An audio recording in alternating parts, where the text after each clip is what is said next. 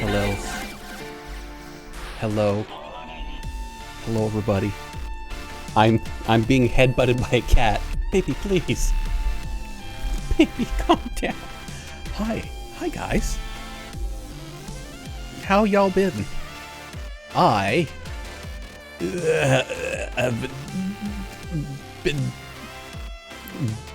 been as well as I can describe that. Hello, everybody.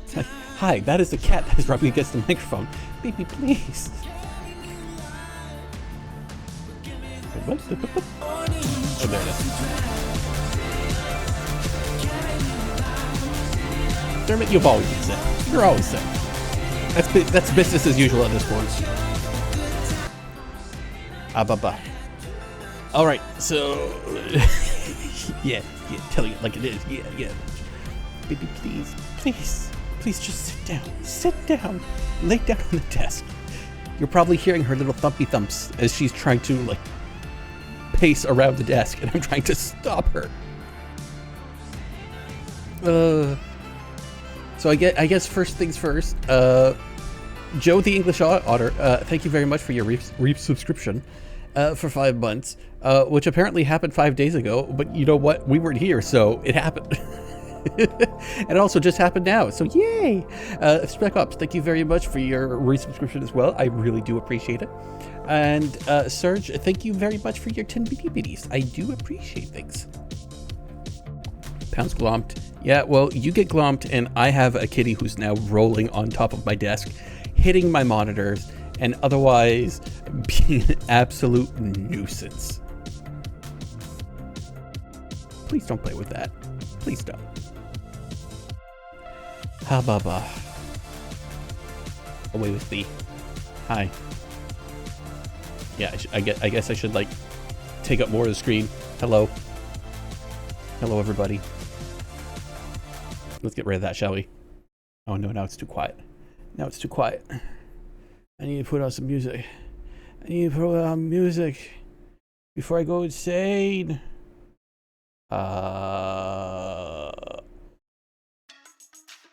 No, wait, that's the wrong one.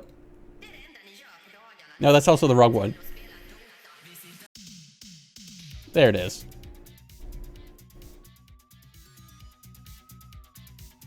Hi, guys. It's been a while. So yeah, a couple things for the moment. A bunch of the redeems are turned off because I just don't want to deal with them at the moment. I have a cat that's currently craving attention for some strange reason, and she has now taken up a position on my desk, and she'll be there for a while. I am very tired, but doing better. So yeah, I hope y'all have had a good few weeks since, well, I've been MIA or sick or stressed or tired or just not into it. Oh, but it's been a thing.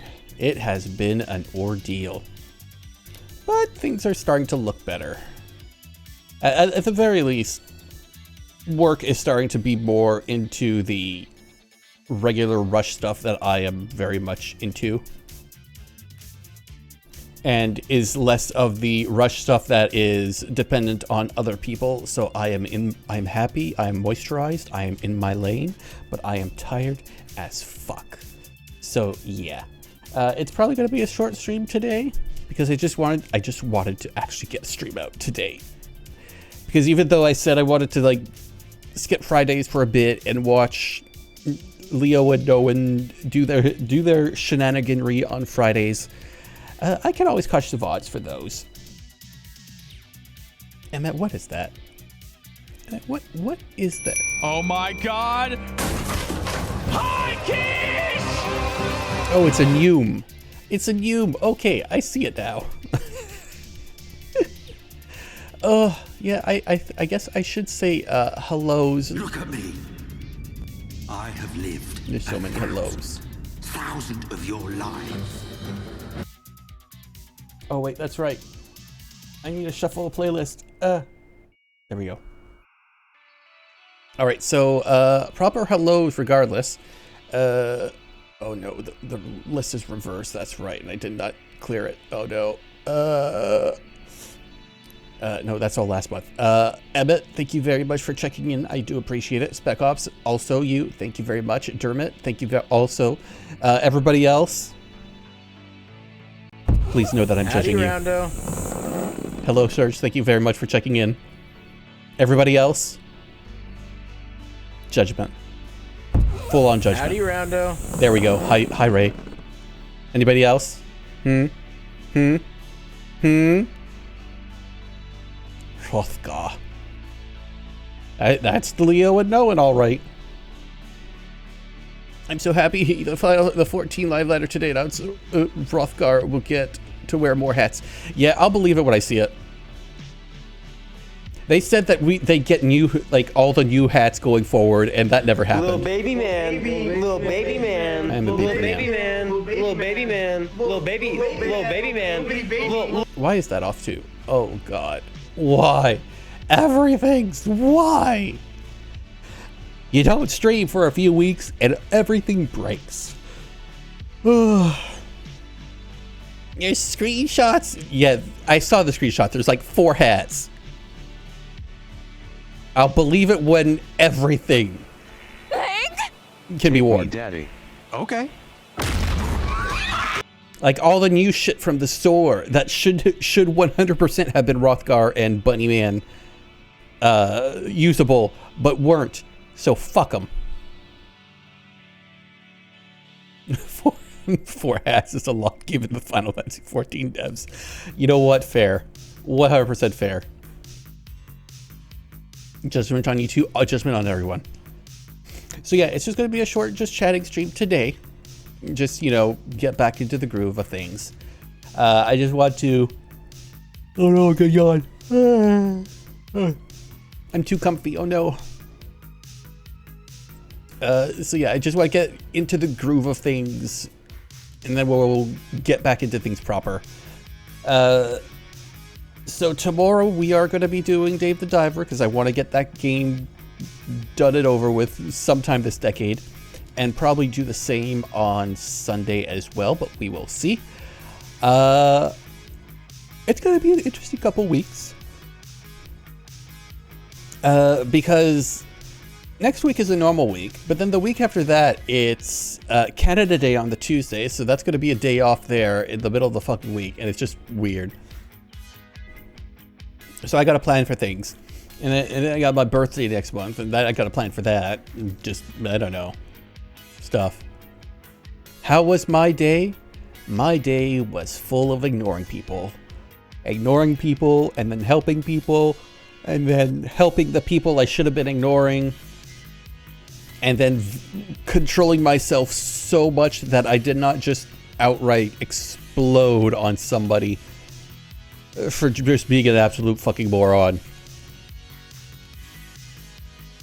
Yeah, so it's gonna be weird. Today was a day. Look at this distinguished gentleman. Yes, please. Look at the way he is sitting. Yes, very distinguished. I see. I tell you now, Ali is not as distinguished. I currently have her laying down on the desk, so she's doing good. And she's currently laying with her head on my hand, with her head tilted all the way back, and my thumb is just gently stroking her chin. And every once in a while she twitches. Hello, Luke. Welcome in, Bloody. So we're gonna get back into the groove today. We're gonna get back into the streamy groove, that's for sure. Salutations, Keish. Hello, Riku. Welcome in. Thank you for checking in, buddy. We can boogie down, down upon down, boogie south, down upon down, boogie south, down upon down, boogie south, down upon down. Let's groove tonight. The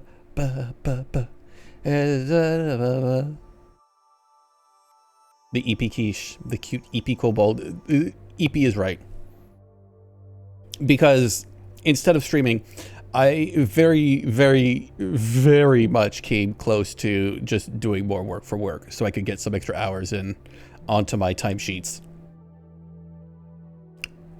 Hey, you're a kobold? I thought you were a dragon.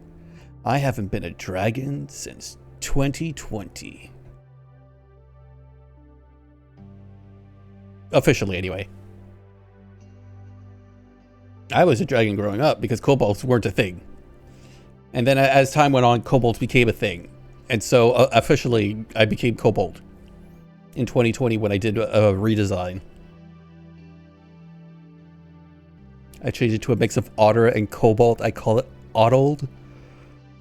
And Oddled? Oh my god, that sounds so cute. I haven't been a Mega Foxy since you were that short and you were both I mean, I'm still short. The height has not changed since the 90s, so that is constant. Still 3'9". I'm also keeping an eye on Telegram because I'm currently waiting on an update for a thing so that I can do another thing in time for Leo's thing tomorrow, because it's his stream or partnerversary tomorrow, and he's doing a whole bunch of stuff, and I got to do a thing, and I'm just waiting on something to show up so I can do it. It's normal to start losing height at our age. Look, I have gained and lost height throughout my entire life. I don't believe any of it. In high school, I was 5'11", and then I became 5'10 and a half, and then I became 5'11 and a half, and then I was 5'10". It's weird. Also, fuck you, Spec Ops. You pinging me, you fucker.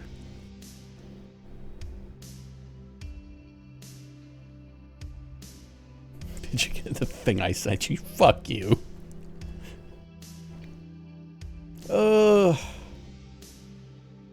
You love the cute body pillow, thank you. This is a lovely lad by Squidadoo from one of their games that they're working on. Specifically with sharks and shit. And I love the Orc Man. Orc Man is adorable. I keep forgetting his name because I keep forgetting all their names because the game isn't out yet. Oh, hi, baby. Oh, no. Oh, you're stretching? You're stretching? Okay, okay, calm down. Yes, that is my hand. Please do not bite it. Oh, are you going away now? Or are you going to circle back? An orca boy with fluff. Yes, he is indeed. Keesh, can you guess what sound a bull can make when hugged by a derg? A squeaky toy. Yes, exactly, 100%. Perfect. But yeah, where is it? I think I have it around here. Okay,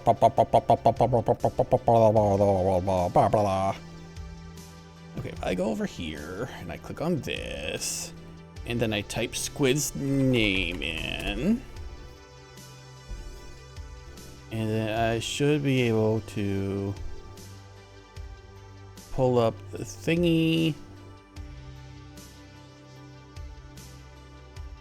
There he is. Boop. Oh, I gotta resize that. I gotta resize that before it shows up. Presenting the boy. Noi. Look at him, he's adorable. Look, love him. He's cute. That is not Orky. It is this lad, who is part of Squidadoo's Shark Tales game. Look at me. I have No, look at this instead. 1,000. Look at this instead. Look at him. Look at him.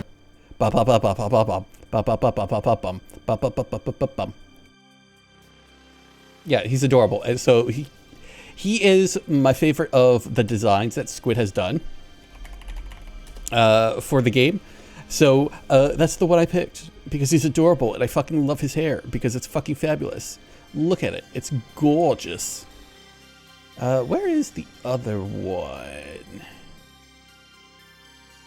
It should be here. Is it not in this folder? Is it the other folder? I think it might be the other folder. Oh.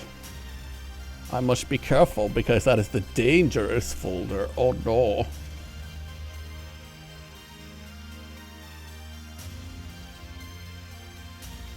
Why are the bionic legs mismatched? What do you mean mismatched? It's a bionic leg. You're gonna make that shit pretty. Otherwise, why bother? Yes, orcas are hot. Is this just started by Quiche, Terraria, Calamity, Revengeance, Spears only get fixed boy seed? Fuck no. Oh, what if it was a hybrid orca? I mean, most orcas could be. Alright, where is it? It should be in this other folder, the dangerous folder. Where are you? No, not you. You're dangerous image. I'm playing with fire. I'm in a dangerous folder while on stream, and the thing is still visible, so who knows what could happen. At a moment's notice. At a single misclick. No, that's not the one. Where is it? It should be here. No. Wait, did I just never save it? Have I reblogged it like 30 times and I just never fucking saved it? You know what? That's probably exactly what I did. Fuck! Wait. There it is. Bam. Hello. That's all of them. Look at the ball. Look at the ball. Look at the ball. Hello, Epic. I see you trying to smack me, but no.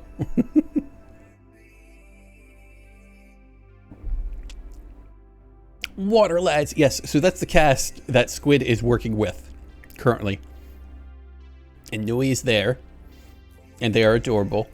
And then in this specific game they're working on a visual novel style. From SPC Ops Spare, Quiche Dermot is trying to point out that Nui's right leg is bionic on the pillow and his left leg is bionic in the artwork. Well, yeah, don't worry about it. Okay then. It's perfectly fine. Everything's good. You don't have to worry about that. It's not like this pillow is reversible or anything. Don't think about it. So yes, in this little visual novel that Squid is working on, you are the otter having a very bad day, and you arrive on this island with all these shark people, and they're all fucking adorable. So yeah, that's what the body pillow is from. And I'm excited because it does look like it's going to be a fun game. I am also hoping that they continue working on, Cryptid Crush as well. Oh wait, there's another piece with Nui in it. Where is it? There it is. Boop. Look at it. Look at it. Fucking adorable. Fucking adorable. The bestest harem adventure ever. Shark Attack. Me. 5-7.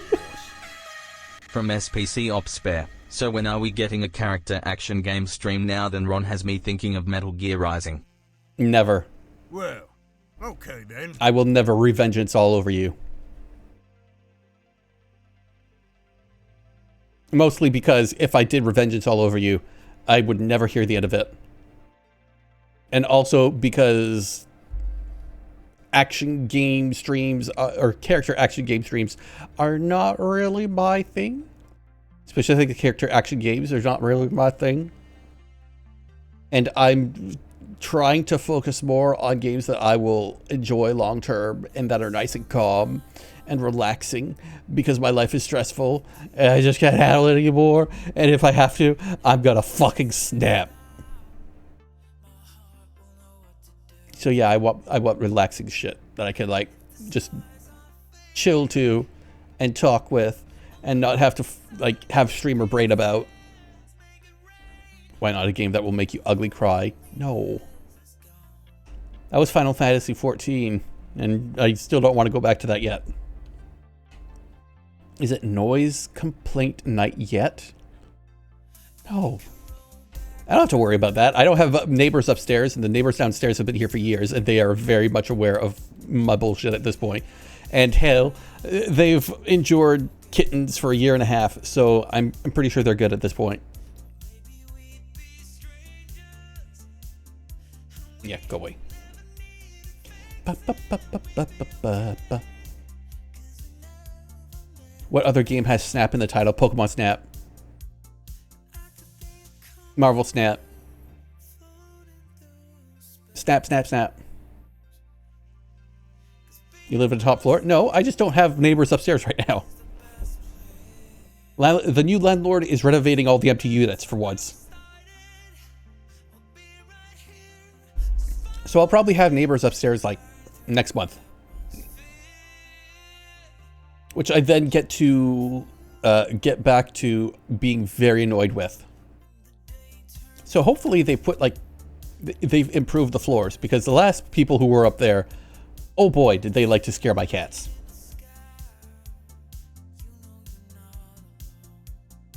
I wish I lived in the top floor though. That would be nice. Then I wouldn't be looking into somebody's living room outside my own living room. That would be nice. But hey, I'm playing the lottery. Maybe I'll win. Because, oh boy. That's pretty much the only way I'm ever going to either A, retire, or B, afford property. Even with the condo market crashing, condos are have still gone from 250 all the way up to 500, 600, 800,000. And I can't afford those down payments. Oh. God, I wish I did not get sick a few years ago. Otherwise, I would have a condo right the fuck now. Dermot, I'ma slap you. Ba, ba, ba, da, ba. I said condo. And it won't be the last, you little turd, you little freak. But yeah, also, Squid is working on a new reactor for me as well. They've taken on the challenge, so we'll see when that can get done. Because they recently opened up commissions for pool toy versions of people. So there's going to be a pool toy quiche coming someday, somewhere. God only knows when. Squid is very busy. And they also sometimes forget about me, which is sad, but at the same time, well worth the wait. Squeaky quiche, yes. And depending on their workload, there might be two. For reasons. Reasons. Don't worry about it. Other than that, I've also got some commission stuff in the works. Someday people will make me pay for them. And so I currently have money on me. And it's weird. I've spent this money, but they have not started on commissions, so technically I haven't spent it yet. And it's just weird. It's fucked up. I have all this money that I've gotten commissions with, and it's just sitting there because they haven't started the commissions and they haven't accepted payment yet. The fuckers. Yeah, it's in escrow, which means I can't do shit with it because it's technically spoken for. But at a moment's notice, it could be out of escrow and just be back in my pocket because limbo. And it's just there, judging me, tormenting me, going, hey, you could buy that new desk if you just canceled all these commissions and used all this money for it. Which I do need, because Alfie has been jumping onto the desk more, and by God, it wobbles.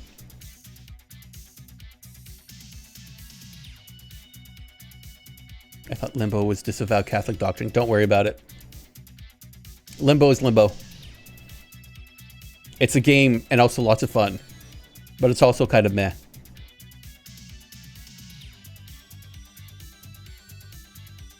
Yeah, I got art from a bunch of people lined up, but it's 100% a matter of, oh yes, I'm in a queue somewhere that I can't see. But yeah, sure, they're definitely going to get to me.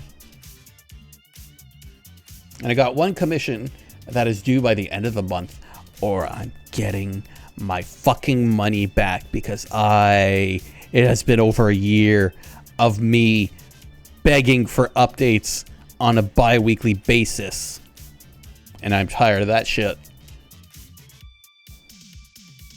And then I should have one done today, which is what I'm waiting for.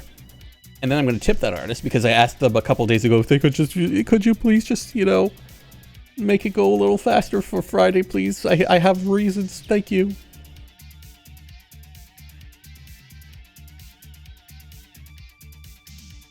Makes me think of Meh Burger, which makes me think of the Sonic Boom cartoon and how much I miss it. Good, because Sonic Boom was great.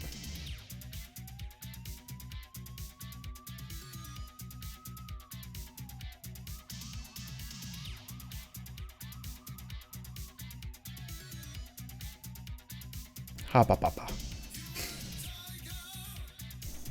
Ugh. So yeah, it has been a thing. My health has been up and down for a bit now. For those of you in the know, I hurt my back last week. That was a thing. Oh fuck. Go you world order you. Hello, Journey. Do you know the smell of the game? Do you know the smell of me? It's very bad. Though technically I did shower before stream, so you know what? It's actually kind of good. Hi. Hi, Journey. Hello, Raiders. My name's Keish. Welcome on in. Journey, thank you very much for dropping off your folks here. Y'all remember what happens on a raid, right? Right? Y'all remember? Oh, this is what happens.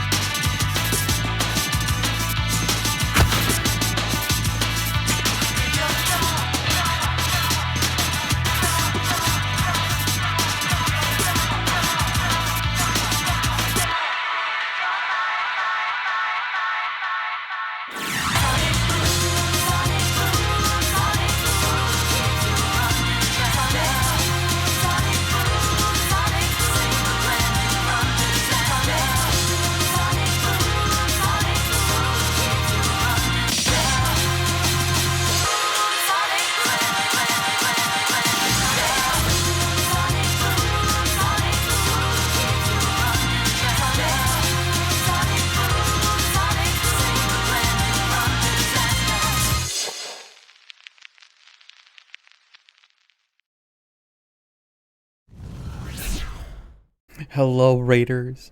I'm Keish. I'm a kobold. I'm sometimes a streamer. Hi, it's Friday. I'm tired. Welcome on in. Journey, I hope you enjoyed your stream. If you have to raid and run, go for it. I am glad to hear you enjoyed your Elden Ring smelly, terrible, probably terrible times. But you know what? That's just Elden Ring. You know, that's what happens there. Well, that's a great part of the song to come back to. I need something better. I need better music. Let's see.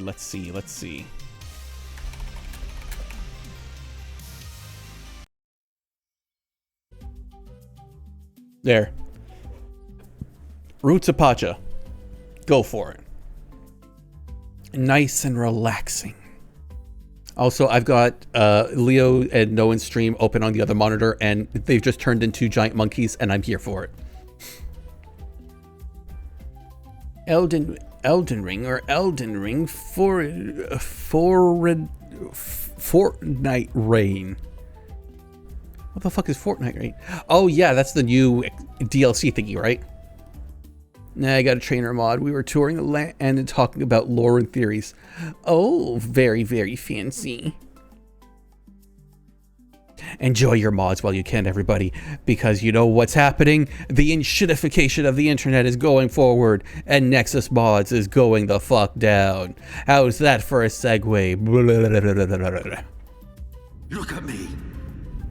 I have lived 1,000 of your lives. Have you? Have you really? I don't think you have.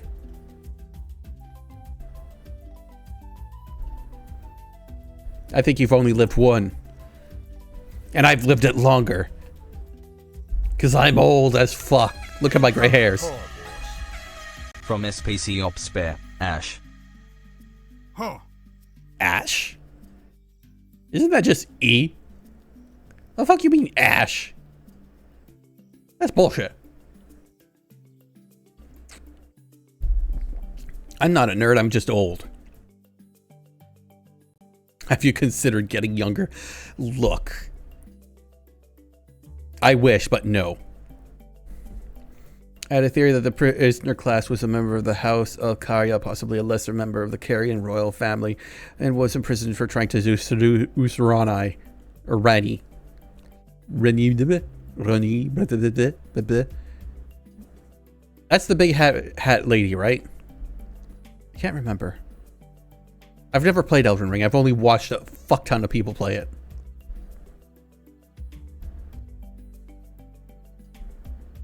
But yeah, back on my segue. For those of you who don't know, the owner of Nexus Mods recently sold it to an asshole who is very much keen on doing the whole, you know, oh my god, this is a new tech startup. Oh my god, this is a new gaming startup. Oh my god, we're gonna milk it for money and all the users, and then we're gonna drive it into the ground with shitification, just like fucking Discord is. Fuck them. So yeah, apparently people are already reporting that you know, special interest mods and LGBTQ mods have started disappearing off Nexus, and that already anti-LGBTQ and such mods are still there, despite always being removed in the past because, you know, no hate, all that shit. So yeah, it's gonna be interesting what happens with Nexus mods and how mod managers are going to be working in the future, because that's going to be a headache when it comes to Stardew mods and such. Made a cup of tea and 4 cups of coffee. That's way too much coffee and too much tea. You shouldn't be drinking all that at once. That sounds like way, way, way too much. Why are you doing this, Emmett? Emmett, why? Why? Why? Why? Why are you doing this, Emmett? Emmett, you don't need that much caffeine. Emmett, stop. Stop, Emmett. I mean, what? It's not like I have got my own mythical cup of coffee right here, even though I personally do not drink coffee, so it's probably just like Coke. Which, fun fact, oh, let me just move this as I get comfy. Oh. Fun fact, I tried to give up Coke this week. It did not go well. What the fuck is it? Journey, that is a Twitch thing. It has always been a Twitch thing. Yell at Twitch, not me. Good news, many other mod sites exist, and Nexus may be the current biggest repository, but it won't last. Oh, it definitely won't last at this point. The initiatification has already begun. But I need all the energy to study chess. No, you don't. Just play against bots.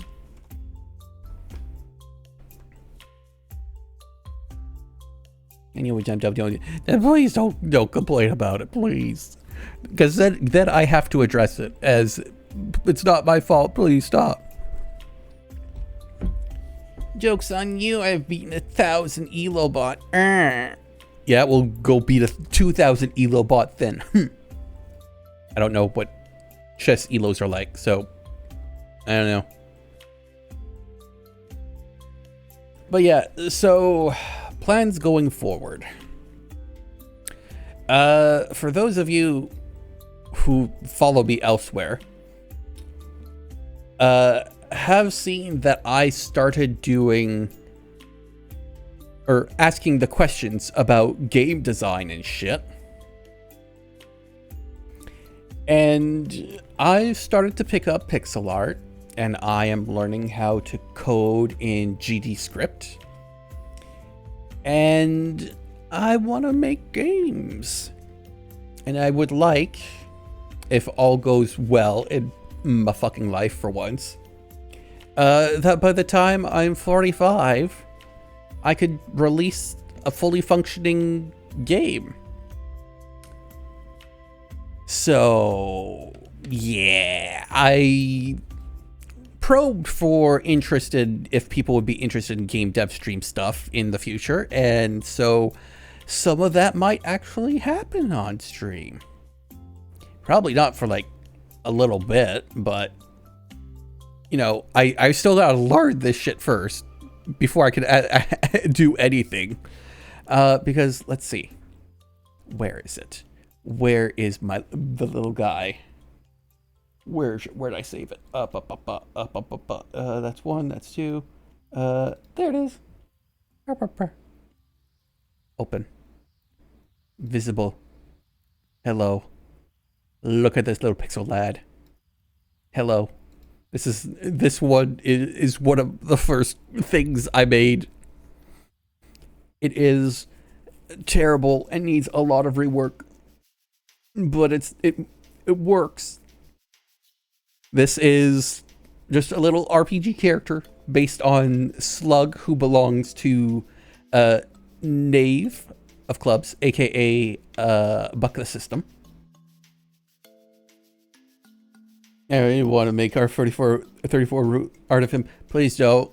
He belongs to somebody. You have to finish Dawn Trail first. Fuck no.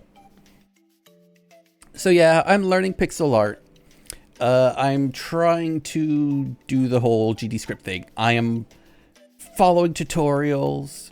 I still have to get my hands dirty in all of it, but it is very much a learning curve because I don't know. Like, I want to say I don't know any scripting, but that's a lie because technically I do, because I learned HTML and JavaScript 23 years ago. So I have like some knowledge of how scripting works, but it's just not the same. And I have to relearn it, and I have to learn the actual proper terms for actual coding, so it's gonna be a thing. And I've also got to actually like plan out a game that I want to make and just like work on that stuff. I have a better idea. Chunky art of Keish. I'm joking. No, you're not. And this is as chunky as the player character will ever be. Hellbolt Kage. Terms for actual coding. No. Stop that. So, with this little guy, I did a couple other things. I did this skinny version character, which I stole the color palette from Stitch, because I fucking love Stitch. But these are like just tests to see if I could get like the proportions I would want in a character, like a pixel art character. Like if I put it down like that on a screen, would I be happy with that? Yes. I think so. It does need to be tweaked more. But you know what? It's a starting spot. It's a starting suit spot. Oh, and also, hey, look, it's Sarb. Also, Sarb is ripped. Because I wanted to try making a buff one as well. We do. Journey. There's no such thing as a live action Lilo and Stitch. That is a travesty and the worst shit ever.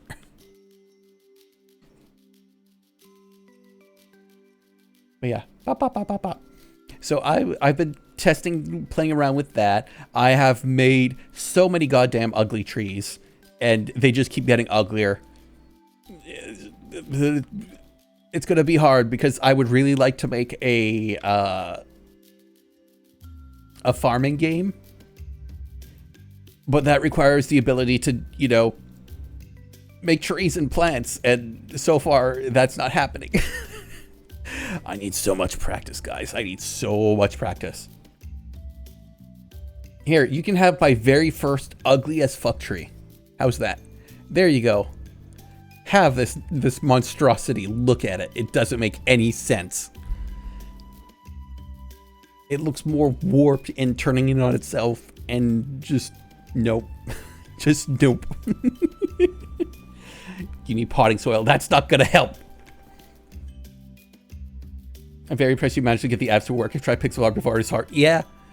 Well, I've been looking at a bunch of like tutorials and shit. So it's like, oh yeah, just do this and do this, and then you do it on your own. It's like, oh no, this is terrible.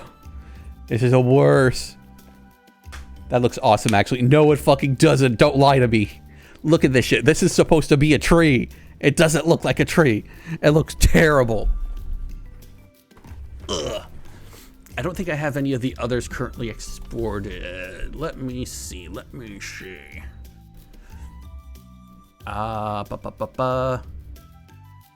Okay, yes. This one I could show. Export as... Oh no, I'm gonna burp. Oh, excuse me, and I'm not even drinking pop. Yeah, that's fine. That's the name. This is the one I am currently working on. Bam. Now this one looks good. This one I am happy with so far.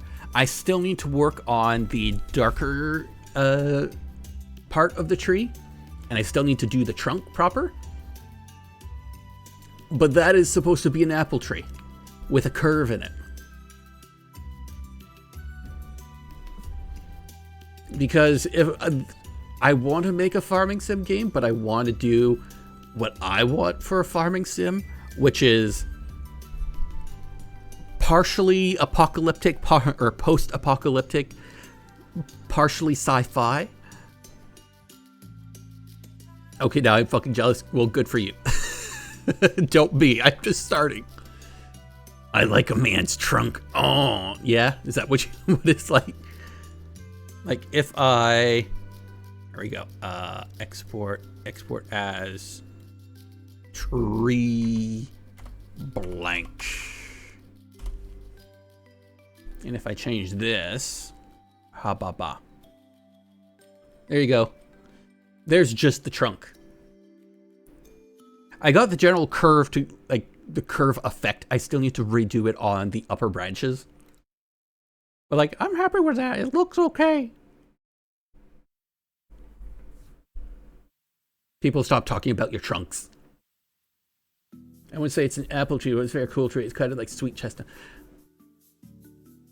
Oh no, I looked at many pictures of apple trees, and the one thing that stood out was they are all scrungly, and they're fat at the bottom, they get fat in the middle, and then they just branch out because all the weight from the apples just pulls all the branches down. But you know what? This is gonna be sci-fi, so it's gotta be like weirdly squiggly, and it's gonna be post-apocalyptic. So it's like, oh, this is mutant apple tree. Trunk means torso, not dangler. It means both, and you fucking know it. But yeah, this is the first tree that I'm so far happy with. So yeah, it's like I'm learning. I'm experimenting with things. Where is... Okay, there it is. I'm going to export that one. Export as tree pink. Now, this one still uses this. Actually, do I still have the old? No, I don't. Okay. So, because of the way I've been working on these, some of them are like half done. Some of them are reliant on other bits that I've redone. So now you get this. Now, the bottom tree used to be a bit different, but you still get the general gist of like what I was going for. And this was me trying different effects and failing miserably, especially that top one. Howdy, howdy, hi, hello, Baito Theo Kishking. Bleh. Drag queen tree. How dare. It's just very pink. Because one of the ideas was turn the tree into an NPC. So I was like, okay, well, that'd be the body, that'd be the hands, that'd be the head. Yeah, that works. Because I was experimenting with shape and such. I like the middle part. The middle part actually comes out looking really, really cool. What's your favorite apple variety? Ambrosia. The best apples. These are so cool. What the fuck? How dare? No, they are not. They are terrible and a work in progress. Where's my slime test? Where is my slime test? Is that the one? No, that's not the one animated. So I was trying to... One of the first things I did was just make a slime jump. Is it on this one? Oh, there it is. Oh god, it's so long. It's so long.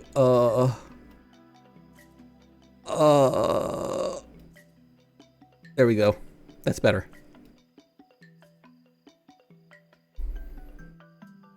Stop putting yourself down. That's my friend. You talking about look. Your friend knows his limits, and his limits are he is starting pixel art, so it looks all terrible and needs a lot of work because he can see the flaws in it.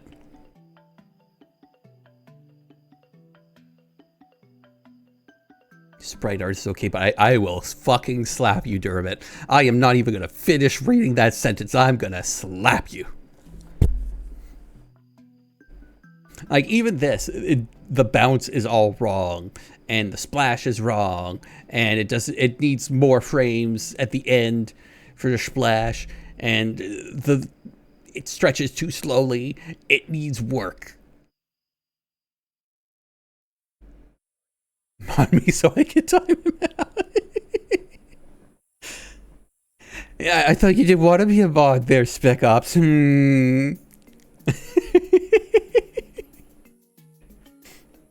Say Gex? What about Gex? Gex sex? Sex Gex? Gay sex Gex? Gay Gex sex? Yeah. Ginger ale all the way.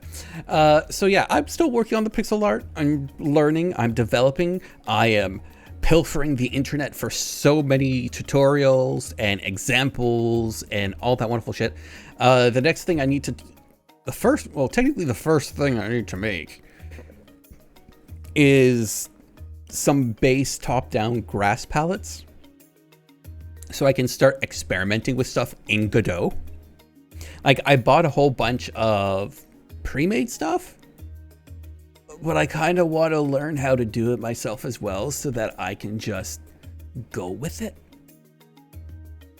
Because I've been following tutorials like how to do this one mechanic and how to make yourself a little platformer, which I did, and it was terrible. Because I didn't know what half the stuff did anyway. Now I do. Still terrible.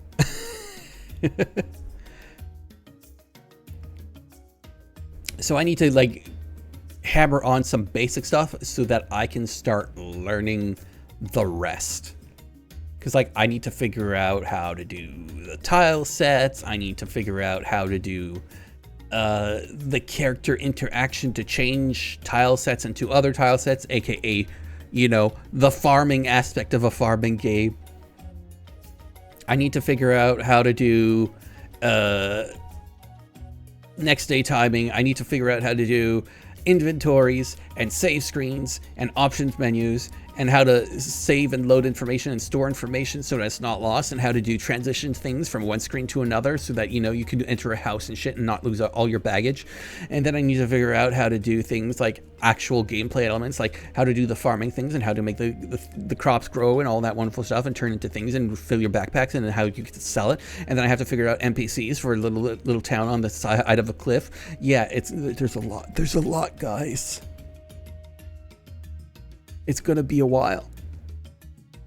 But I've been following another little indie dev on the YubTubs who is making a plant game, and she has a couple nice tutorials about like the dual grid system and how to add a repeating shading thing to your tiles so that it looks more natural and shit. What engine am I going to? I am using and going to be using Godot, because Godot is free. It's free and it's easy to understand so far. It's just gotta learn all the shit. And GDScript. But GDScript seems to be easy enough to do. It's just now I've got to actually like sit down and crack at it until my head dies. But when I'm tired, I cannot do coding because it hurts. It hurts my brain. It hurts my brain in all the places. Do I have any other pixels? Oh, wait, actually I have one other pixel thingy I can show. Bam. The very first pixel thing I did. I used one of Knave's character models or model sheets for Slug and just did him. Here, could I do? Oh yeah, I should be able to do the image too. Let's not make that visible right away. If I go over here and I search for Knave or Buck. My microphone has sunk slightly and it is bothering me. I'm gonna have to fix that after. There he is. Boop. Oh, that's too big. That will be way too big. Break that down a little bit. And you know what? Put it behind. Bam. There he is. That's Slug. He's adorable. I fucking love him.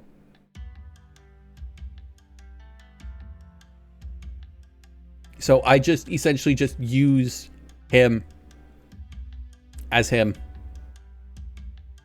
It's not quite the right proportions, but you know what? It's close enough. He still looks like he's begging for death though. So unfortunately, I messed up on that part.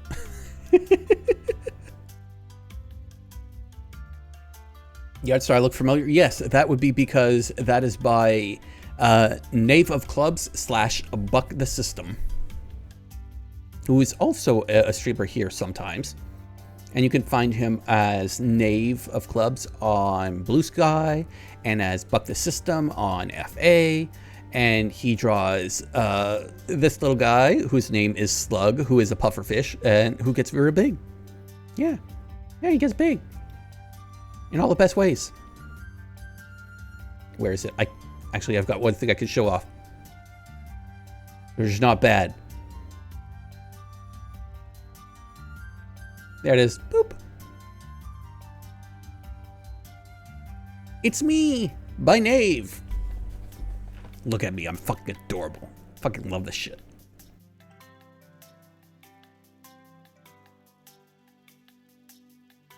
It's me, yes, it's me. And yeah, I am fucking adorable, look at me. I'm tiny, and I'm cute, and I'm adorable. And he's done that. He did that for me as a gift. And then I got commissions from him too. Where is it? Where is it? Where is it? Where is it? There it is. Boop. Oh, that's too big. That's too big. It's so big. Okay, my slug can go away. Proper slug. There we go. Look, I'm not saying that Kabadon is the best thing in the fucking world. But I'm saying Kabadon is the best fucking thing in the entire world.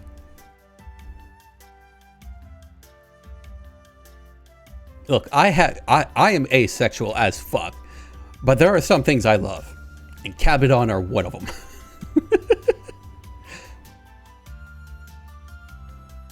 Flirting with my asexual streamer? Asexual, aromantic, gay fuckery? What kind of fuckery is this? The good shit, that's what it is. It also makes no sense, but don't worry about it. That's just who I am. Happy Pride, bitches. Gay as fuck on paper, thank you very much. Not just gay, gay as fuck. Oh hey, the art numbers are actually lining up. That's great. But now will it actually start art on time? That is the question. He's asexual to bellies. Look, I just like big guys. Big ones, small ones, some as big as your head. Give them a twist, a flick of the wrist. That's what the doctor said. Hey! But yeah, Nave was essentially like the inspiration for the first pixel art. So that's what I did. Ah, papa, look at him. Like his proportions are a little off, but it was a start. And especially since the second version was this, which is much more in line with like actual game sprites, which is what I was testing out. Like I did it all first and then I, cut it up a little bit to add some movement. Oh, excuse me. It's not much, but it's a start. And it was me practicing like, okay, how big do I want the head? How big do I want the body? How the fuck would I animate this? And then I have to do figure out how to do the 3/4 view and the back view so that it could actually walk and move in at least 4 dimensions. You want guys just over and over and not near and not in physical contact or in the same room. Look, they can be in the same room. They just have to be over there and not touching without permission. No touchy. No touchy. Oh, I see the add in progress bar has broken again. I don't know why that is. I'm gonna have to figure out what that is. Would I care to figure out what it is? What's going on?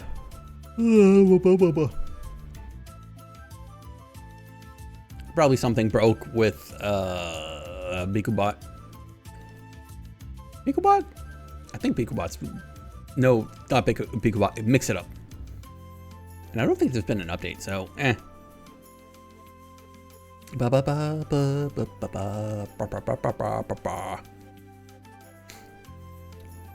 But yeah, so I'm considering doing the art stuff on stream.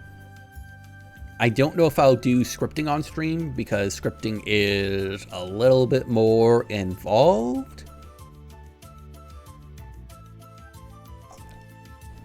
Spec Ops, shush, I haven't watched it yet. I haven't watched it yet. I haven't seen how awesome Jax is in this one yet.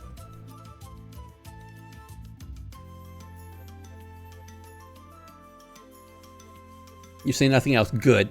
Because right now, I have seen the preview images of Jax, and I have it in my head of all the different ways that they could make him gigantic.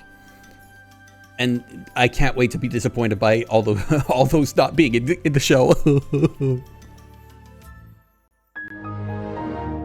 Throw new Rakesh Geek error 00 or open bracket, close bracket. Look, I need to learn the terms, okay? I saw bracket and my head immediately went for 9-0, but the words came out 0-0. JavaScript's in check. Yeah, fuck JavaScript. I don't need JavaScript anymore. Nobody uses JavaScript. I'm going to learn GD script. Godot script. Which is based on Python, so that's going to be fun. The problem is me going to be like constantly looking things up going, okay, I want to do this. How do I do this? Where's a tutorial how to do this one specific thing? What do you mean there was an option to do it this way all this time?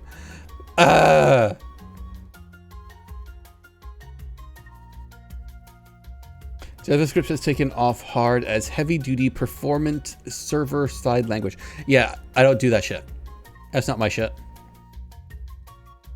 I built simple-ass web pages with HTML and JavaScript. That was it. That was my gig in the early 2000s. And then I stopped because nobody was using personal websites anymore. And now if people make personal websites, it's all WordPress or Squarespace. I should know that's what I did when I did Mecha Goblin publishing stuff. For those of you who don't know this story, I published several RPG or several D&D 5th edition module thingies on DM's Guild several years ago. They're all gone now. I've taken them down since. But they were there, and I made all of like $10 on it. And in order to do it properly, I had to like register a business name and shit. And that was my business. It was Mecha Goblin Publishing. Ever since I saw Wolfie Cannon's version of Jax with a very long hypertext, that's the only way I see him. Oh. Look, all I'm saying is that Jax is a twig and very long, and he has the perfect proportions to do terrible things to. And my God, I want all the terrible things to happen to him.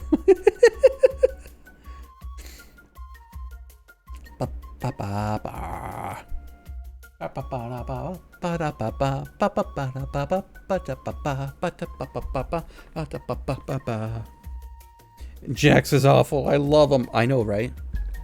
Look, there's nothing better than a lovable jerk that you can do terrible things to. Ugh.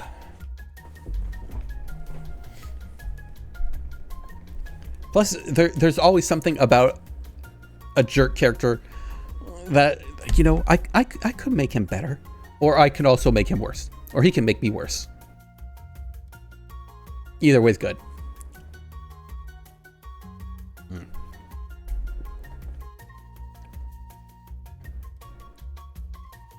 But yeah, I'll watch it probably tomorrow. We'll see. Do I have any others?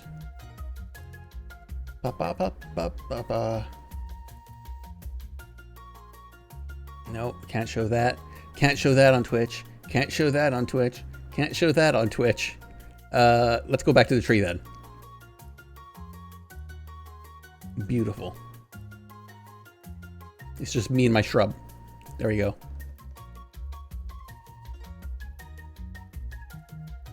Don't worry, it's pixel perfect, right? Wow, that looks terrible. All blown up. Let's see if I can actually do it better. If I do this, and I export it as 1000%.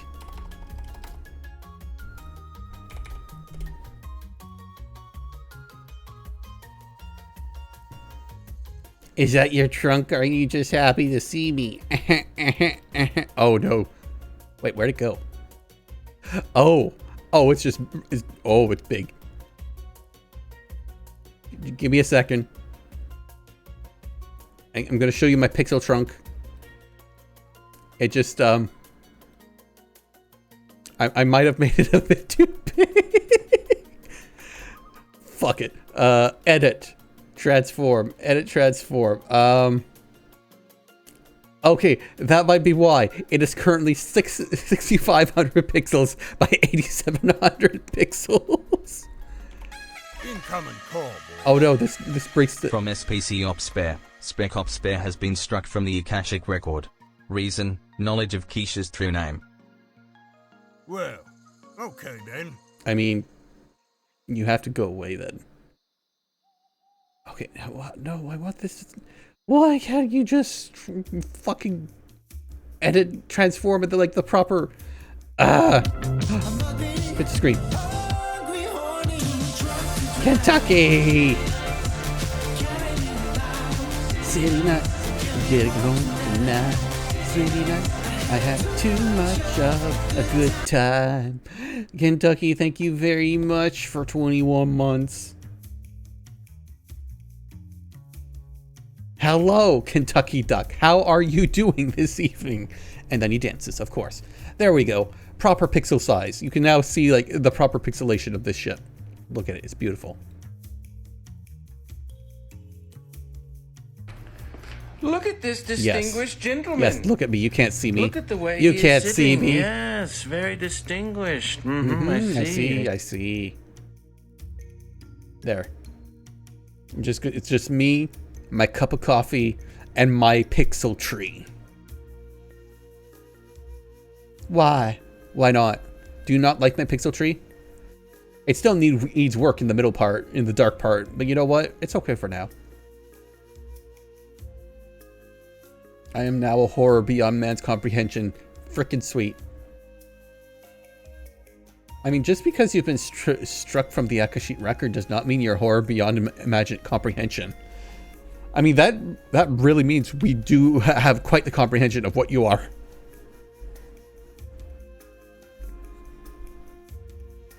But yes, this is my tweet. I'm very happy with how it's coming out so far. I still need to do a lot of it and clean up some stuff and make it not look quite so blocky in some places. I like it. It looks nice.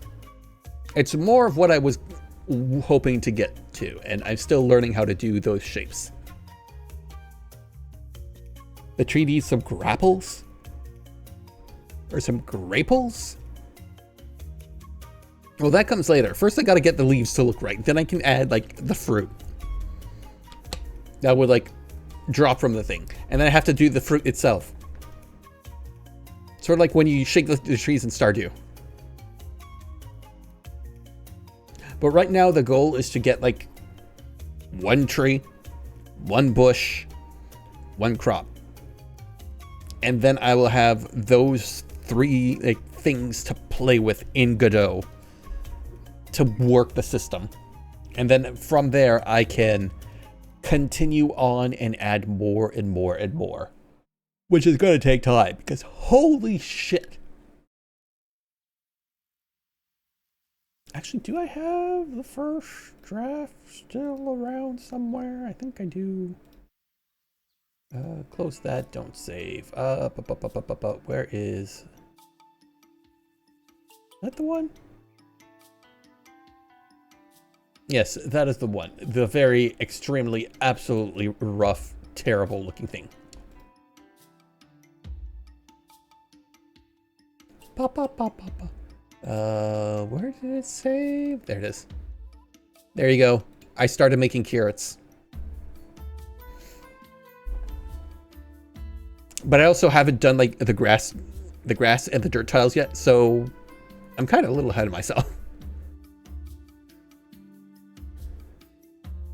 Could you link to the tutorials you use for Discord at some point? I could definitely do that.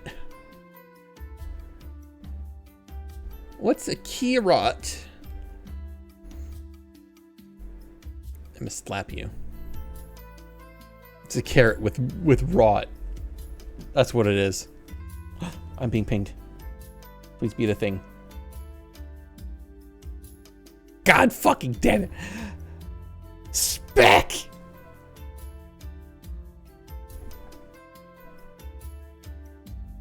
You little, why you little...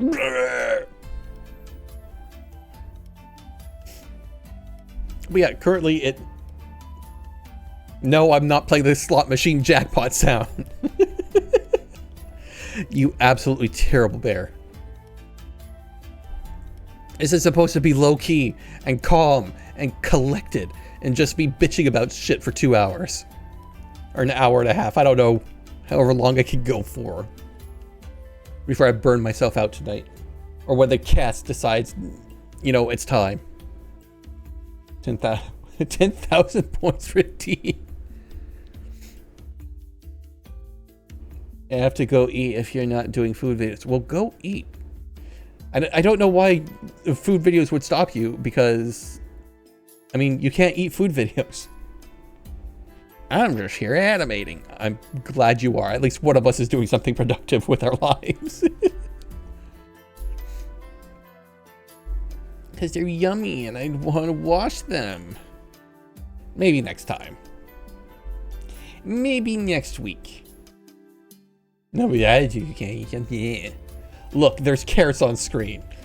I mean, technically that's just like the tops of carrots, but you get the idea.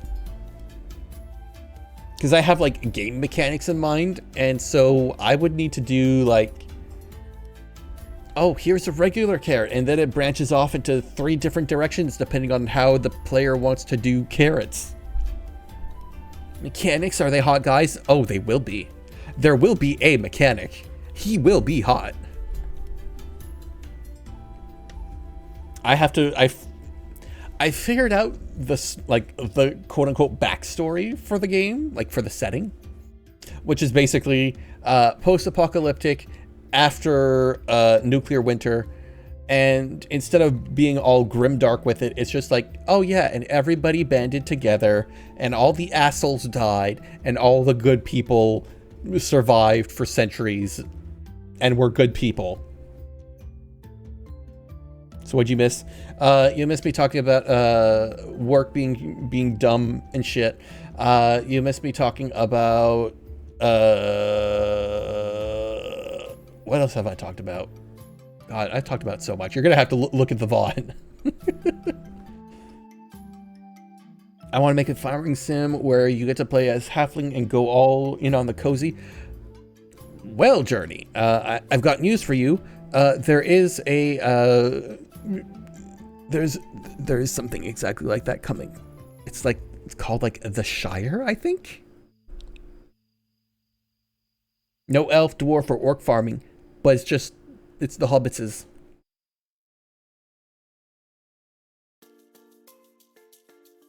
Orc, you're like, no, I'm not a paralegal. I would fucking die if I was a paralegal. I'm just a law clerk. I just do paperwork shit. If I was a paralegal, that would require me to like go to court and like actually have an iota of responsibility over my head with a dagger just dangling there. And I could not handle that.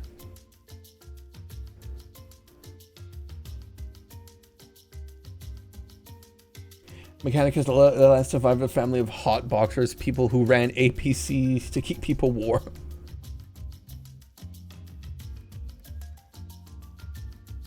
You're a paralegal, pretty much. I work for paralegals, I work for lawyers, I work for associates, I work for partners. I hate them all, because they can be so stupid sometimes. A paraplegic legal, quadrilegal. No, thank you. Yeah. But no, currently, the backstory will be a grandmother saved the world. Because she stumbled in on, like, quote-unquote doomsday project that would have, like, oh yeah, we just needed one more day to fix the world, and they never did it. And then she stumbled in on it and went like, oh, I just got to hit the button. Okay. And she fixed the world. Mostly. And then the game would be focused on like, everyone has at least one grandma. Yeah, and her name is Grandma. And then you as a player get summoned in because she met you once and you were very smart and knowledgeable in like, you had a very strong interest in like, oh, what were plants like back in like 1,000 years ago? Oh, I've grown, you know, this dandelion. Oh, I'm so proud of it. You know, that kind of shit. And I'm good with, I made it because, you know, technology, and it grew in a frozen wasteland. Yes, I'm very smart, and that's the main character.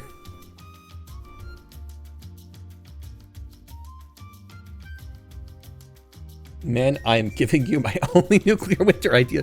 No, that's the thing. It's post-nuclear winter. It's 1,000 years after the world went to shit. And then Grandma fixed it. And so you, as the player, get summoned to Grandma's little land, and you discover the AI that's, you know, that's there, and it helps you create a farm that you can then grow stuff on and sell to other traveling merchants who bring it to other places and who will give you little quests of like, you know, this place needs this and this and this. Could you grow it? Could you make it? Could you do all this shit and, you know, do these things? How many years since it ended? Less than 5. And the nuclear winter technically is ongoing, but through the power of pushing a button, it's not a problem at the moment. It still technically exists, but it's not a problem at the moment. More cobalt-less Cylon Earth. No. You may have to program the VCR for her. No. She's smart. I kind of want her to be sort of like a cross between the old grandma from Spirited Away and the old grandma from Howl's Moving Castle. And also the old grandma from Castle in the Sky. Or not grandma. Just, no, she's not grandma. She's just Ma. Pirate Ma. Look, I have a type when it comes to like the archetypes of like the strong female cast. Especially when it comes to old people. And she'd run the cantina.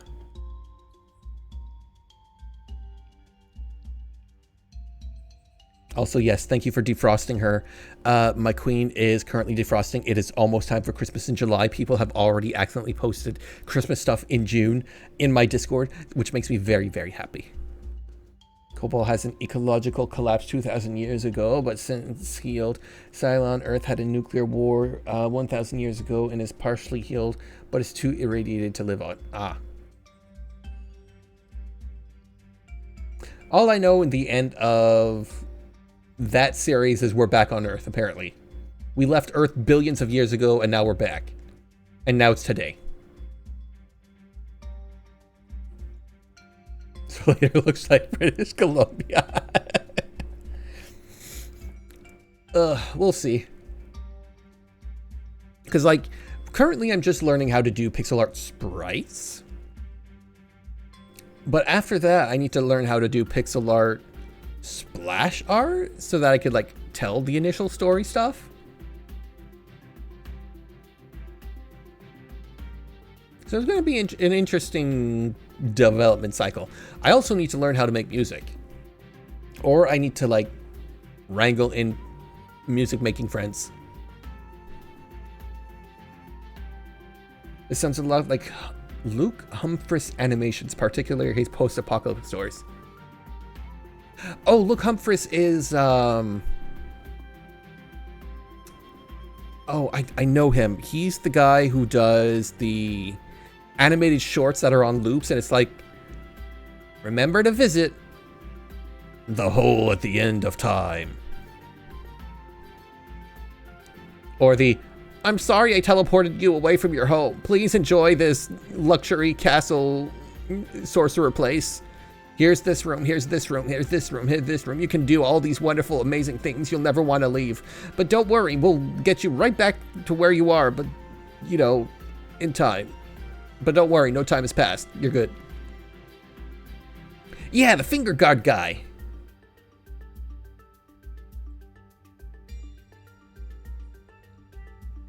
With the most recent one being the finger guard being grabbed by the giant and going, I help, before it gets obliterated again.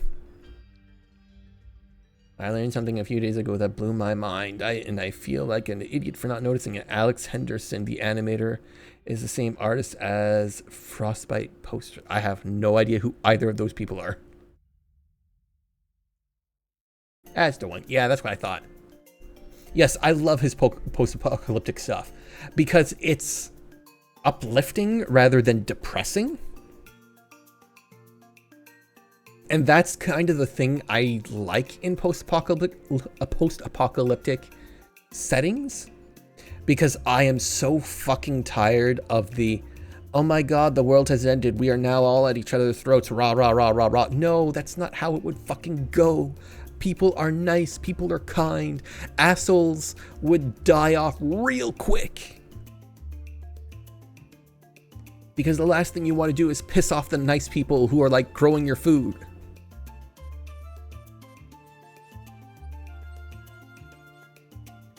He's got a whole series about when society collapsed. Yeah. Like the card game video. Yeah, I love that thing. This guy made a card game using, you know, whatever we had lying around, and then everybody kind of just like went in on it. And if, you know, we have our own different rules, but it's all still the same game. Alex Henderson did the Donkey Kong Crystal Coconut music video with all the hot Kremlins. Frostbite Posters was a Fertility Gamer. Oh, yes, him. Yes, I am aware of... I'm aware of them being the one in the thing.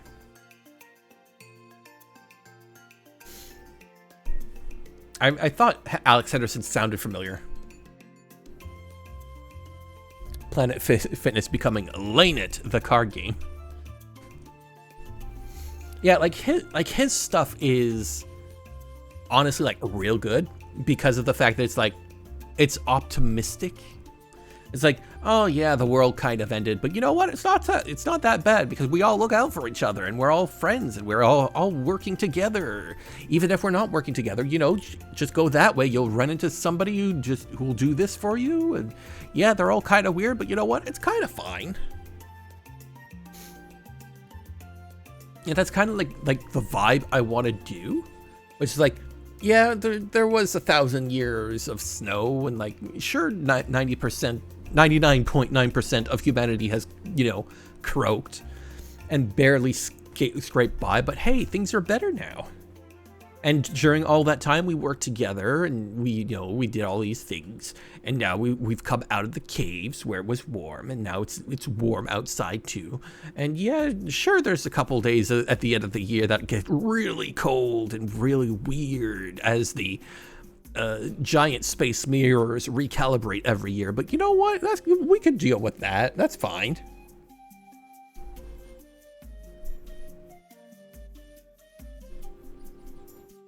What? You don't like the space mirrors? All she had to do was push a button.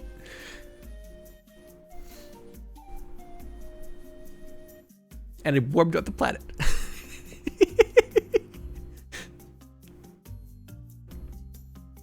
But they have to have automatic maintenance once a year, which takes like 3 days. So don't worry about it.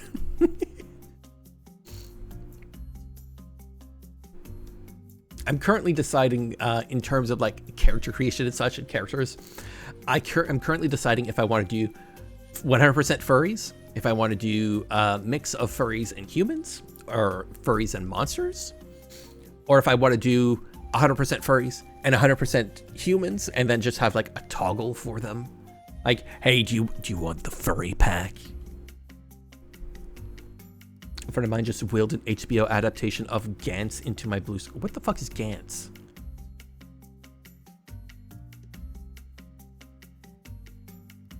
It sounds familiar. I've made my D&D stuff more like his Intersea Zone series, where there are just a bunch of weird realms that you can visit, and you can end up getting to and from like anywhere. Yeah, those are fun. Please, no HBO anime adaptation. Look, we don't need any HBO anime adaptations. In fact, everybody should cancel their HBO until the Wizard show is canceled. Human furry random population distribution like Breath of Fire series. Yeah.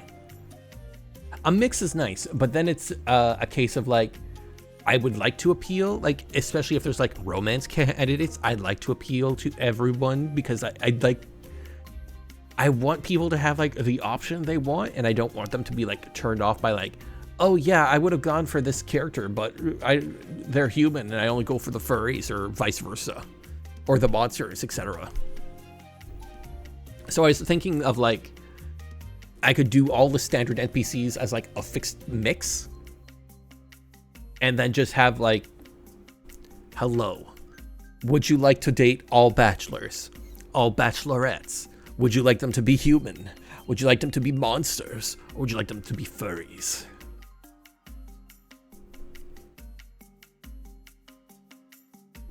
But then I actually have to like figure out how that works. Whenever I see post-apocalyptic fiction, I always think like, where are all the bicycles? Bicycles would be the maximum confluence of would survive the apocalypse and would be useful after the apocalypse. It depends on if it's a mountain bike or not. In terms of... Greetings and salutations, Keish.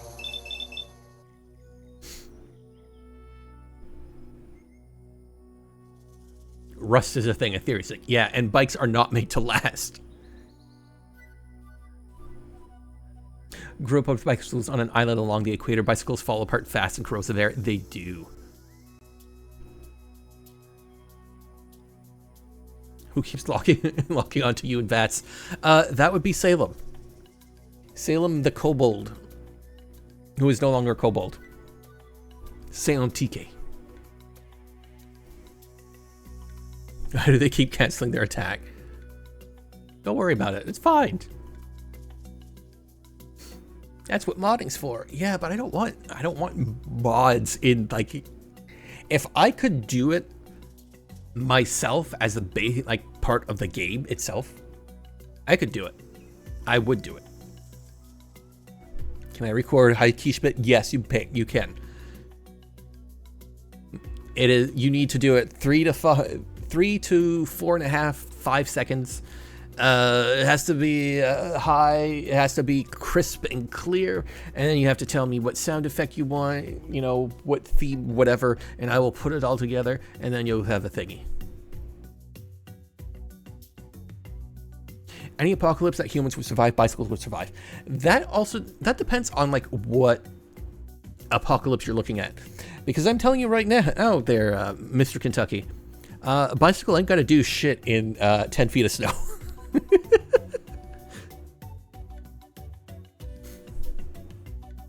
What's gonna get you through there is dog sleds. Well, what's gonna be a problem is that trees don't grow anymore. At least not outside.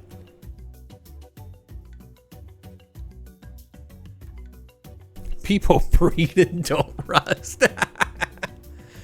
No, but they do get irradiated and turn into furries. So you know there's that.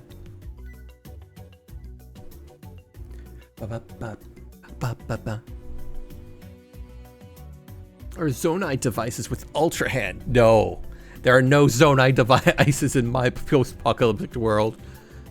I mean, there's 1,000-year-old technology that is going to still be good.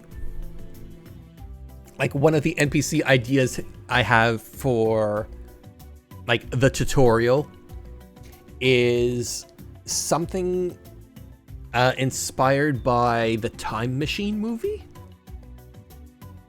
where they showed, you know, a holographic pane of glass with a librarian in it who could read you, you know, the knowledge of everything. Technically, I think it's the newest one because there hasn't been another one.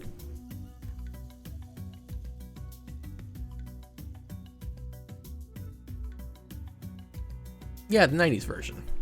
The good version. There was an older as fuck version, but that's old as fuck. But yeah, the idea is like, the tutorial is like, oh yes, I'm actually You've discovered me. I am the pane of glass on your farm. Allow me to tell you all about farming. And thus you become the best. The 1370s version. The real Time Machine version. Don't step on broken glass and you won't feel the pain of glass.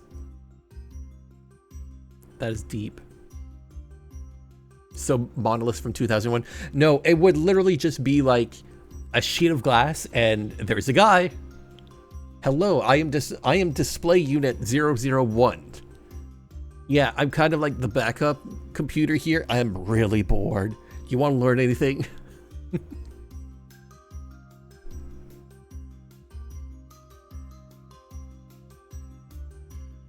Monolith Soft was founded around that time, yeah. The 2077 version is the best version, yeah. But I kind of want it to be a little like I want my little like weird veggies and shit. Because like one of the ideas I have for like mechanics is, okay, yeah, you've got basic ass irradiated carrots.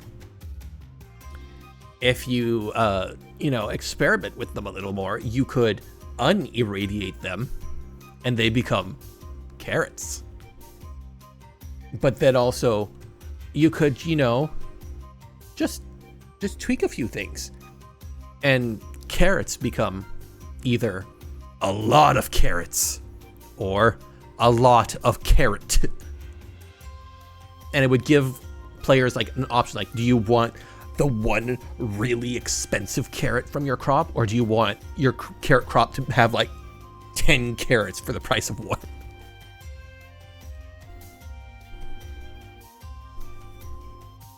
A mechanic with a basic ass doesn't sound very sexy. The orange in the carrots is good for you. What colors of carrots are there? Orange carrots are only really been around for a few centuries. Yeah, but they're also the most common carrots that we currently have in the world. So if the world went to shit, these are the carrots which would become irradiated. And so what would your goal be? Would your goal be to have the most sugary carrot in the world? No, your goal would be to either get the most carrots possible or the biggest fucking carrot possible.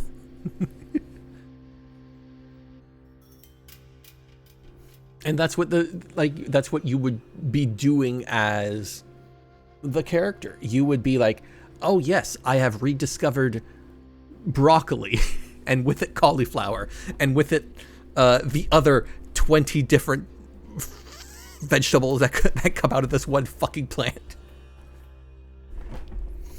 I've got a list, starter list of like different things. Like I want winter to also be a planting season, so that it's not just like, hey, you're kind of bored, not much to do. Unless radiation created the extinct megafauna that used to eat avocados. Don't worry, there's going to be giant things. Where is it? Do I have it somewhere saved? Oh, I do. I do. Ba. Oh wait, let me export that a little bigger as well. Yeah, overwrite that. Hababa. There it is. Boop. There you go. This is what I was playing with beforehand. So I was like planning out things like, well, how would I set stuff up? Big ol' sloth with big old guts. So like there's the basic stuff here. Like you're essentially like near a cliff edge that is essentially it's a giant dump down there. And you go into the pit to explore and get more stuff. And then you have your little farm and you can access the pit. Or you can go north towards the outskirts of the city, and then the city itself, which is where Grandma would be and where you'd start the game as. You could go to the mountains, or you can go to the Great Lake, fuck oceans. Abyssal Cliffs. No, I just never got to finish the background. Because this is literally just me playing around with it, like, okay, if I do this with pixel art, because I am going to have to figure out how to do a pixel art map eventually. So this was me playing around with stuff.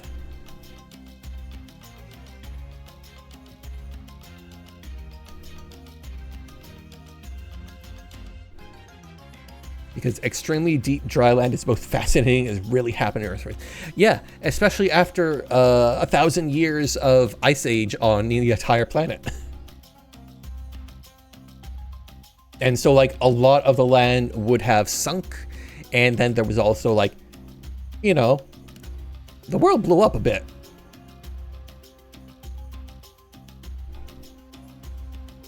And it's going to be a non-distinct area of the world. The Mediterranean, it dried up repeatedly, then refilled repeatedly. Yeah, it needs to dry up again.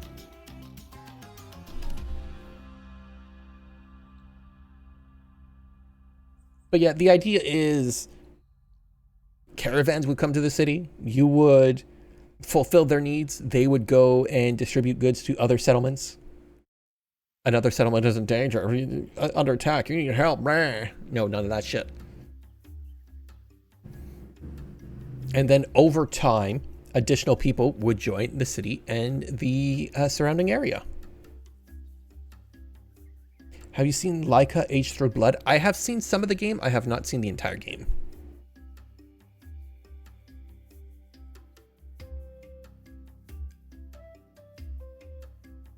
Excuse you, it absolutely does not, unless it's because of an ice age.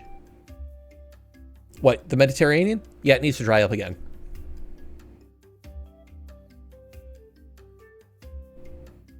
That, or we need to fill in that little bit of land. Block the sea off. Block it off. I mean, it's more grimdark than what you're going for, but it's when we live, hometown is lovely. I have, like, it is very much too grimdark for what I'm going for. Because I still want it to be post-apocalyptic, but I want it to be cheery post-apocalyptic, positive. Yeah, Strait of Gibraltar. Fill that hole in. Build a that's where you need to build a wall. This is silly of me because I've been reading lots of mystery books, but this would be great setting for a series of detective mysteries solving post-apocalyptic crimes. Oh no. Oh, excuse me. You're fine with Lake Ontario, but not the Mediterranean? I'm fine with Lake Ontario, but not Lake Superior.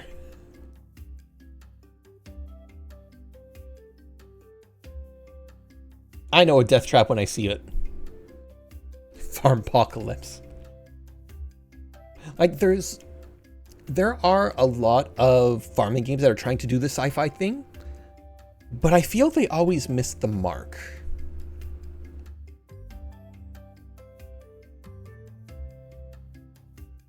Because, like, there was Lonely Outpost, which tried to do it, but it felt too disconnected from the purpose, and the mechanics were kind of flat. Then there's oh god, I need to find my farm sim category. Where are you?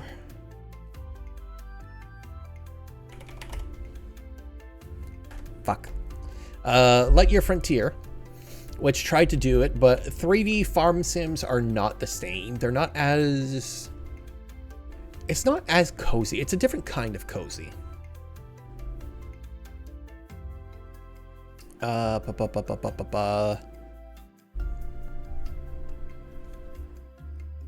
Where's it? Farlands is another one.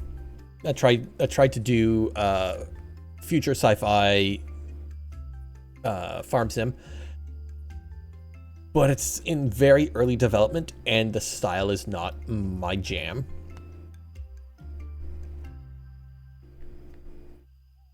The upper left should be tundra. It is tundra. It's tundra and mountains, and technically like dilapidated buildings in that nobody goes near because, you know, there's monsters there. Wink, wink, nudge, nudge. Gee, I wonder why you would be so close to a cliff. Hmm?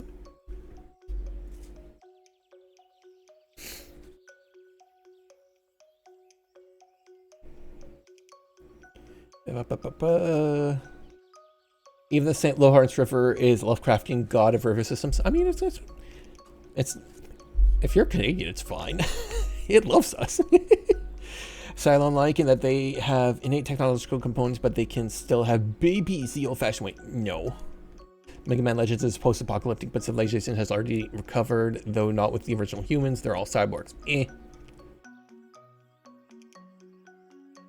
Basically, the village mystery in the style of the G.K. Chesterton and the Father Brown mysteries. And a volcano level. Everyone loves a volcano level, just no sewer level. Look, all those levels are fine, just no underwater level. That's where I draw the line. Lake Superior is more like an inland sea. It's really deep and parts of the lake bed is below sea level. Yeah, it's fucking scary. There's a reason a lot of like actual huge fucking sailing ships went missing on that fucker.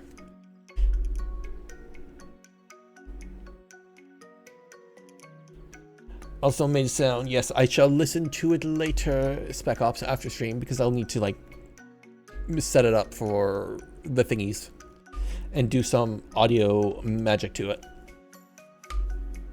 You should play Dave the Diver. That's tomorrow. That's tomorrow. That's tomorrow Keisha's thing. I fucking love volcano levels. Well, I don't know if I'm going to do volcano. No, you won't. I had sound effects already. We'll see. Because, like, one of the things that a lot of farm sims have going for them right now, as, like, mechanically speaking, they all have farming, they all have dating, they all have fishing, they all have foraging, and they all have a fucking mine to go down to the bottom of. And as much as I want to have a mine to go to the bottom of, I kind of don't want it to be a mine. I want it to be something else. And I don't want it to just be go down. So I was thinking the pit, which takes you out, you know, down off the cliff and into the tundra and into the, like, the wasteland. And the ruins. And instead of going down, you have to traverse them. And the further in you go, horizontally, not downwards, the more... Oh, excuse me. The more rooms you have to, like, overcome. Did you know they store old films in salt mines so they stay dry? I did not know that. Can be ruined, not mine. Yeah, that's the idea. It's not a serious high-key submission, it's just a meme. I'll be the judge of that. But yeah, like, I kind of would like to do something more procedurally generated than like what Stardew has, which is like, this level of the mine is this, and this level of the mine is that, and then you unlock procedural, well, not even procedural generated mines after that, but just like the random sets of mine levels. Remember a huge catch of old films, including a bunch thought lost, were found under a Canadian hockey rink because the cold kept the films dry. I want to do a cozy game about dwarves, but don't know what it'll be, like some kind of mining thing, some simple dwarf forges. And how it would be different from Minecraft and Terraria? I don't know. It's just dwarfs. Immediately makes me think of Nomoria. fucking love that game, but then it just kind of died. Aren't Canadian comedies already dry? Eh. Look, they're dry, but they're not awkward. And awkward is a British thing. No, you're thinking of ginger ale, Canada dry. Eh.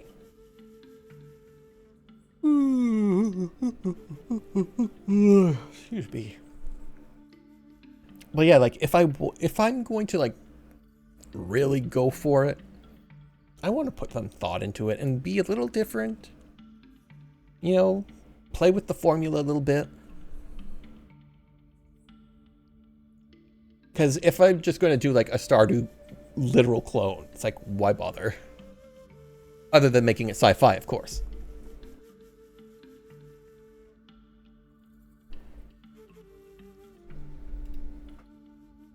I've also seen Strange Brew. It is not dry. In fact, it is very wet. Mm-hmm.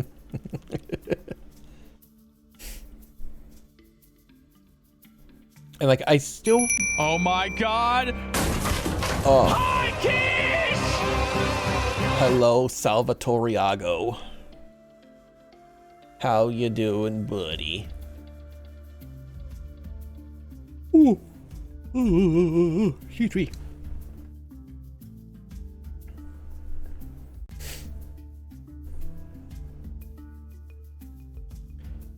Also, I've seen Strange Brew, and it is not dry. In fact, it is very wet.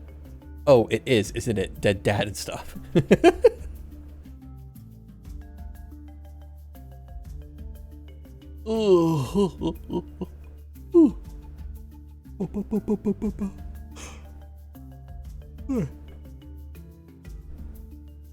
Meowdy Grobald. Yes, thank you.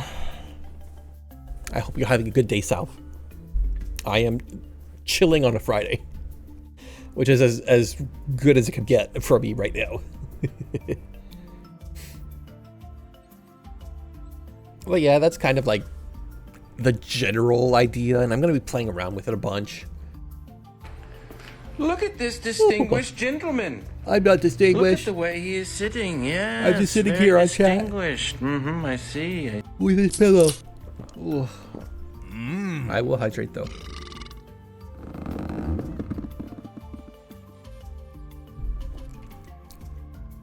So, fun fact. Hi. Hello, Kentucky. You're very late. So, fun fact. When I tried to give up Coke earlier this week, I got a scratchiness in my throat. I don't know why. But I think it's because when I cut out the Coke, I kind of just drank less altogether. Because it was like, no, I can't have Coke. If I have a Coke, I gotta have something else. And so I ate shit instead. Drink water, you fucking idiot. Look, I have, but it's not the same. Because my throat has become accustomed to sugar water with caramel and bubbles in it. And now it's like, more. Where is it? Where is it? I drank herbal tea. It helped get me back on water. Ugh. Tea. Ugh. Might as well drink coffee. Ugh.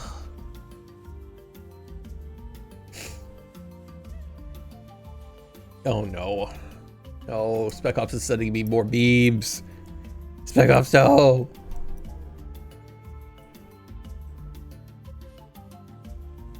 The Fallout 4 water memes, god damn it. Carbonated beverages. Ugh. Yeah, well, you know what? They're good. And I have an addiction to Coke. The good kind, not the bad kind. And I was out of Coke completely for 3 days. And then I went, I need Coke. I need Coke right the fuck now, or I'm going to fucking snap and kill someone. And so I bought Coke. And I have Coke again. Look at me. I have lived 1,000 of your lives. All of it with Coke. And then I went 3 days without it, and I almost snapped and killed a bitch. Yeah, that episode of Rescue Rangers where Gadget joins a soda cult. Xavier root beer. No, it's not Coke though. It's got to be Coke. It's got to have the caramel and the very little bit of caffeine, and it's got to have that weird little aftertaste that cola has specifically. But it can't have like the harsh aftertaste that like Pepsi has. It has to have the more mellow taste that Coke has. And it has to be able to be drunk at room temperature, so I can just walk over to the corner of the kitchen, grab a can, and walk back to the desk without having to worry about shit like condensation on the can and it tasting weird as it warms up because I take my sweet ass time drinking it throughout the fucking day. No. Coke. I am breathing. I feel if I go more than a week without root beer, Angel loses their wings. Accurate. I like to drink milk. It's pre-California. I also like to drink milk. It's what I was trying to also replace the Coke with. It didn't work. It didn't work as well.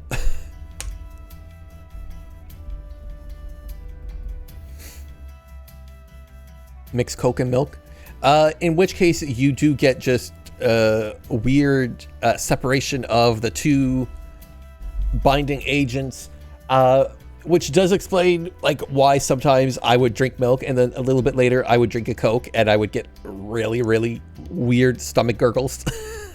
Oops.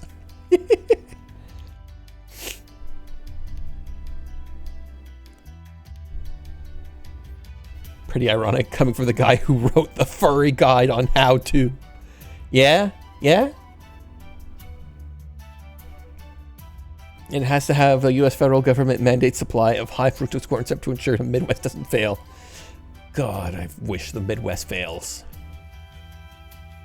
Look, I'm sorry to all Americans, but I kind of wish your entire country just collapses and fucking splits.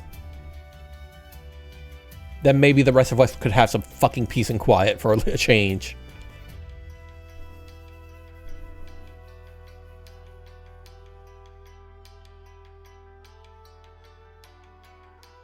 Okay.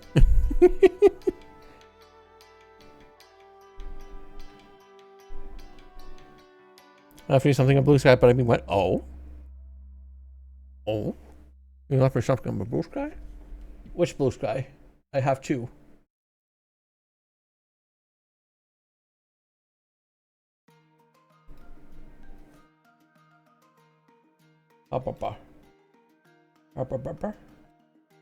Is it this one?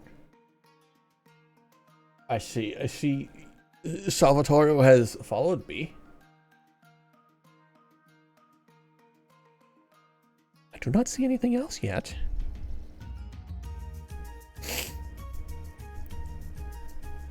If it's something in Blue Sky, on the fun account. Oh, on the fun account.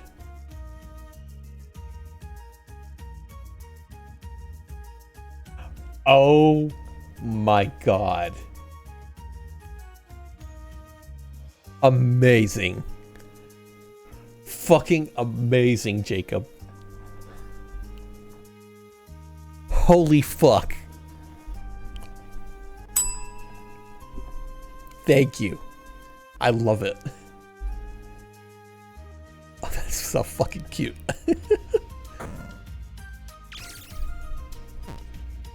Oh, hey, it still works. Yeah, I haven't turned it off. It's still there.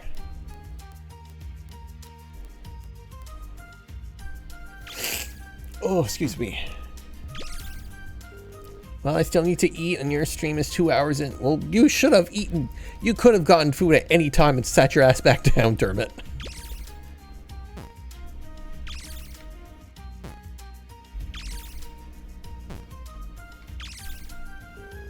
So do we just, you know, without blood? Don't worry about it.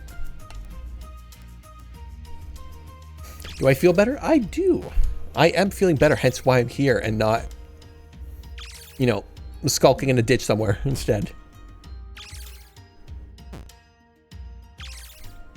The rest of the stream interface could break, but micro stream RPG would run like clockwork.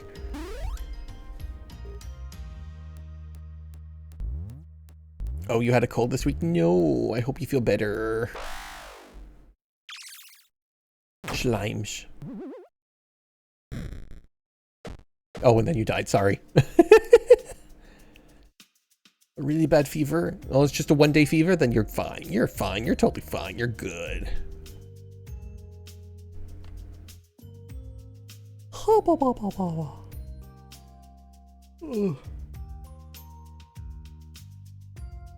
I'm gonna retweet this though,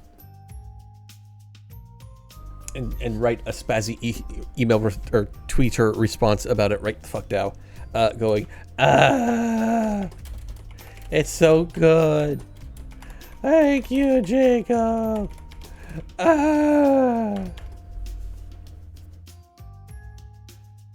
And I need a spaz gif. Yes, that. There we go. Now everybody on my feed will see it.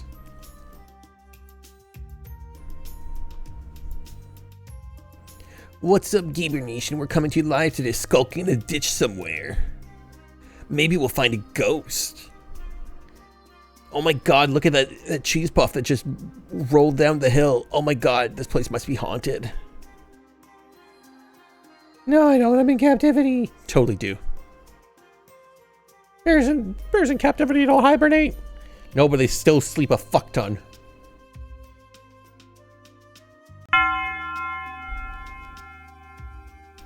Wait, what? What is that? Oh.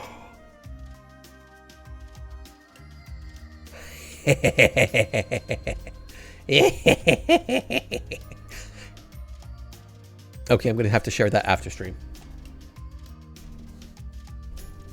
Because one of my other commissions just got dropped on me, and it looks so good.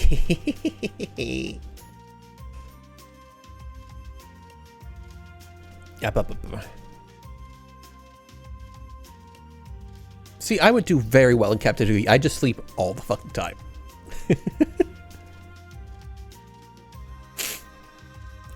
Oh no, my nose is starting to run.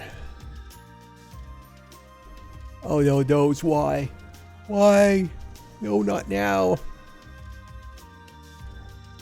Hibernation or hibernation? No, wait. Hibernation? The fuck is the hibernation? What does that mean? Sleep, eat, be cute, repeat. Get enrichment. Every holiday they'll drop a big thing of like a pumpkin for me to destroy. That'll be great. It'll be filled with like my favorite food. Hibernia, Ireland. Hyperinflation. Yes, amazing. Perfection. Hibernation. That's just California.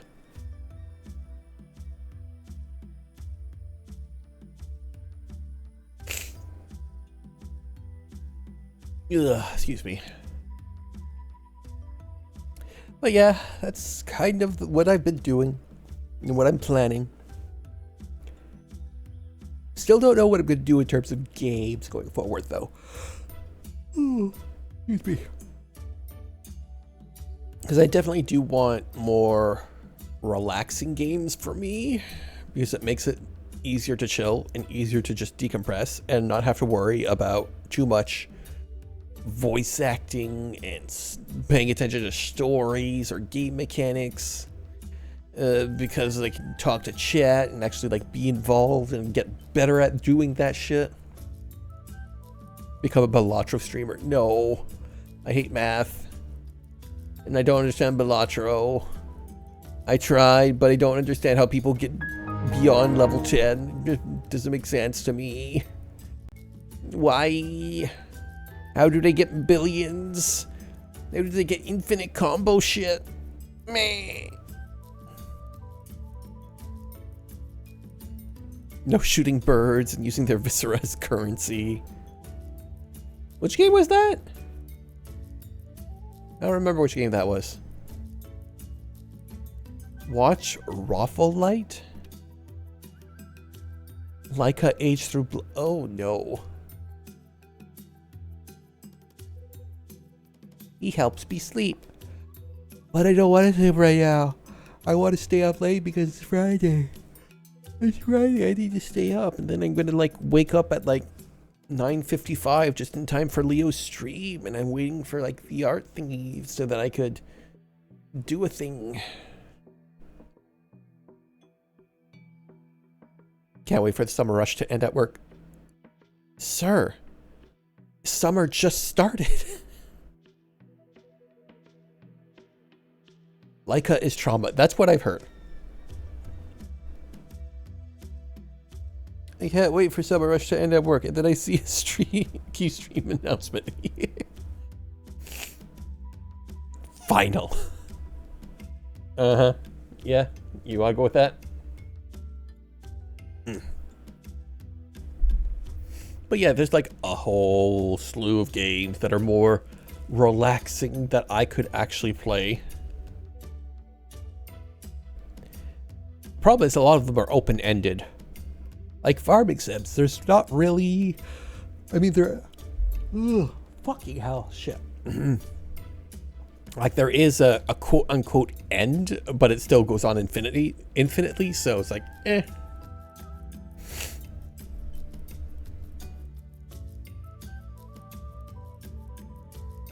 Final Fantasy Tactics, I will 100% play when it comes out. It's going to be fucking amazing. I'm going to drop everything for it. It's going to be great. I'm going to be the happiest little Keish there ever fucking was.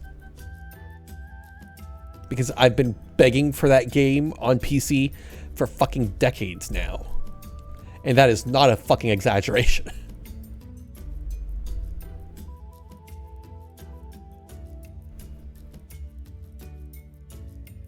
But am I going to stream it? I'm definitely going to stream it.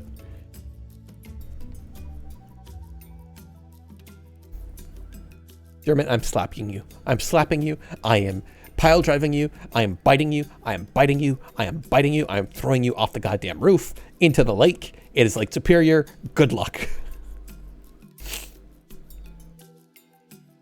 You can become a chess streamer, except instead of chess, it's tic-tac-toe. Look, the only thing you're going to get chess out of me is the TikTok music chess songs, and that's pretty much it.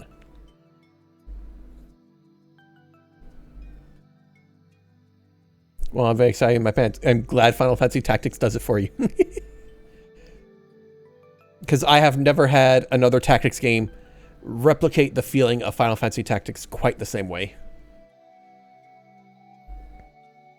Keish will become an MTG streamer, but he'll stream Cockatrice instead of Magic Online Arena. Yeah, pretty much. But at the same time, I don't want... fuck wizards.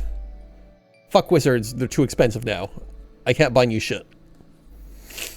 What's Cockatrice? Cockatrice is a MTG slash card game slash tabletop simulator thingy. That is totally 100% legal, I swear. Do I still have it installed? I don't think I still have it installed. So then I'll have to do this. Cockatrice MTG. Nope, not that one. Nope, not that one either. Come on, that one. There we go. Let's see. Oh, god damn it, it's a WebP. Fuck you.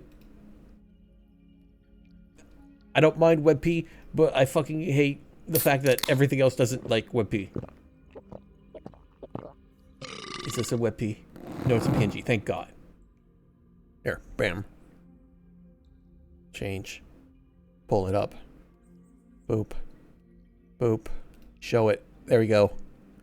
This is Cockatrice. So this is a 4-player game of Commander. Everything is calculated manually. So it doesn't include the mechanics of the game. You have to track that yourself using the built-in tools. Like, here's a card deck, here's your discard pile. Congratulations. Do everything else. And that's how it's around the MTG laws, because the MTG itself is not part of the program. Mostly you have to download additional packs for it, and all the card art itself is pulled off of Scryfall,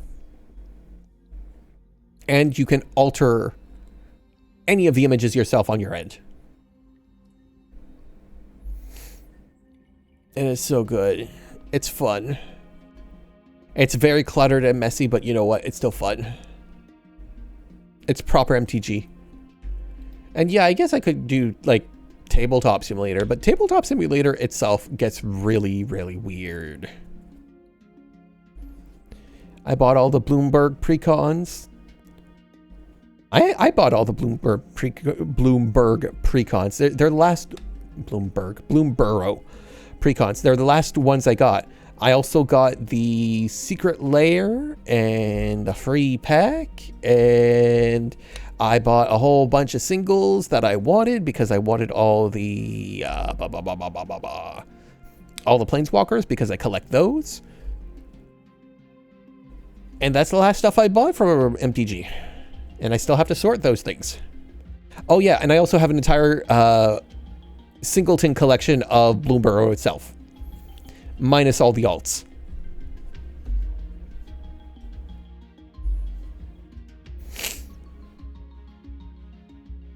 I wonder if they still do it. MTGO Redemption. Are they still doing it? Oh yeah, they still are. So, for those of you who don't know, if you play MTGO, Magic the Gathering Online, and you complete a full set of cards, you can redeem them. And you get a full 1-to-1 set of cards. It got too expensive to do it for me because they kept jacking up the price for international shipping, to the point where it's like, oh yeah, once you buy all the cards in MTGO, you can redeem it for such and such, and then the redemption coin costs like an additional $40, and then shipping costs like an extra fuck ton. And I just got tired of it. So I just wait for them to show up on like eBay if I want like a new singleton set that's sealed.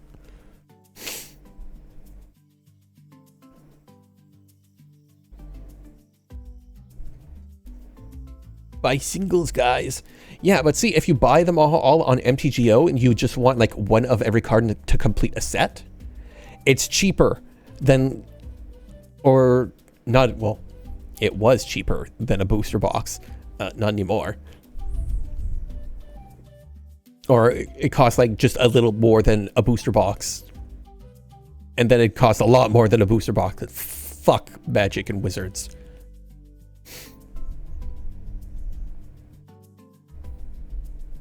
So like Bloomborough, I think I spent $250, $275 on it ish, maybe $300, and I got one of every card.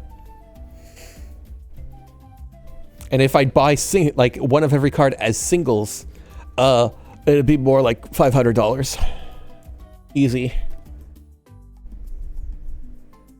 $250, Cotton Hill, 50. But like Bloomborough is 281 cards. So it's like you're paying just about $1 a card.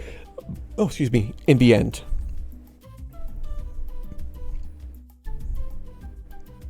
But after Bloomborough, all the news for MTG that started rolling out just kind of like killed it for me. So like I never touched either Drift. I never touched Duskborn, House of Horror because it just seemed so fucking stupid. I didn't touch Ether Drift because it just seemed so fucking stupid. I didn't touch Dragonstorm because as much as I wanted it to be, like, I wanted it, it just, the price just got so fucking exorbitant because everybody fucking loves Tarkir. And Final Fantasy 14 or Final Fantasy MTG is just too expensive. Holy fuck.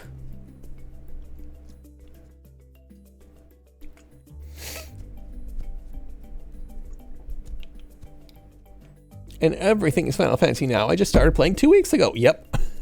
Sounds about right. So in other news, my doctor put me on vitamin D pills because I was deficient, and after 2 weeks, I'm feeling more rested when I wake up. Good for you. I'm also on vitamin D pills. And multivitamins. And calcium. And more vitamin D. And also B12. Because I'm old and falling apart. I only first got up the courage to play my first MTGA game earlier today. I had a Lord Skinner deck. Oh, that's adorable. I hope you had fun. Arena has its own bag of worms, but it's at least it's accessible.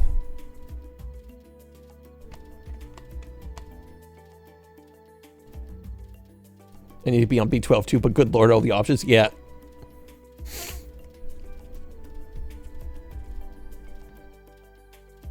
Made lots of rats. Good. As expected of the Rat Man.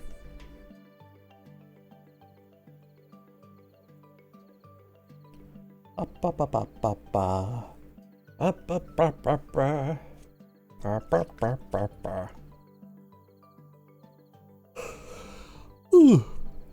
But yeah, right now, MTG is kind of in a weird place for me because I have no interest with it. However, the upcoming space set has piqued my interest because I'm interested to see what they do with it, because it's supposed to be a proper story set.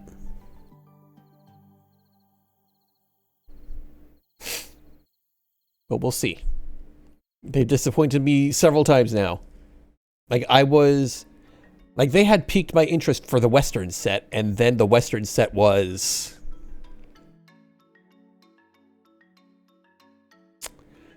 not the best.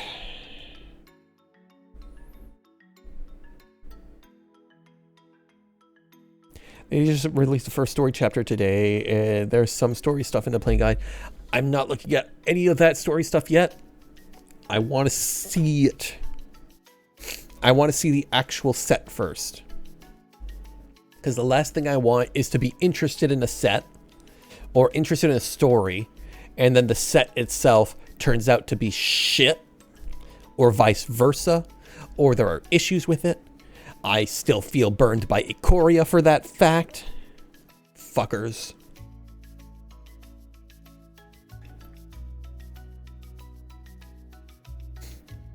Kind of not vibing with the story of MTG right now. Yeah. I don't like the direction they've gone, especially because Universes Beyond is now taking up standard sets, so now the story is just going to be at a fucking crawl. Did you hear my new Deltarune chiptune? I have not, because I am not a Deltarune fan, so I don't go listening to those things. It would make no... Like, I would not get the reference. Sorry. I hate the Nicol Bolas reunion tour arc they started with Tarkir Dragonstorm. They did what? What?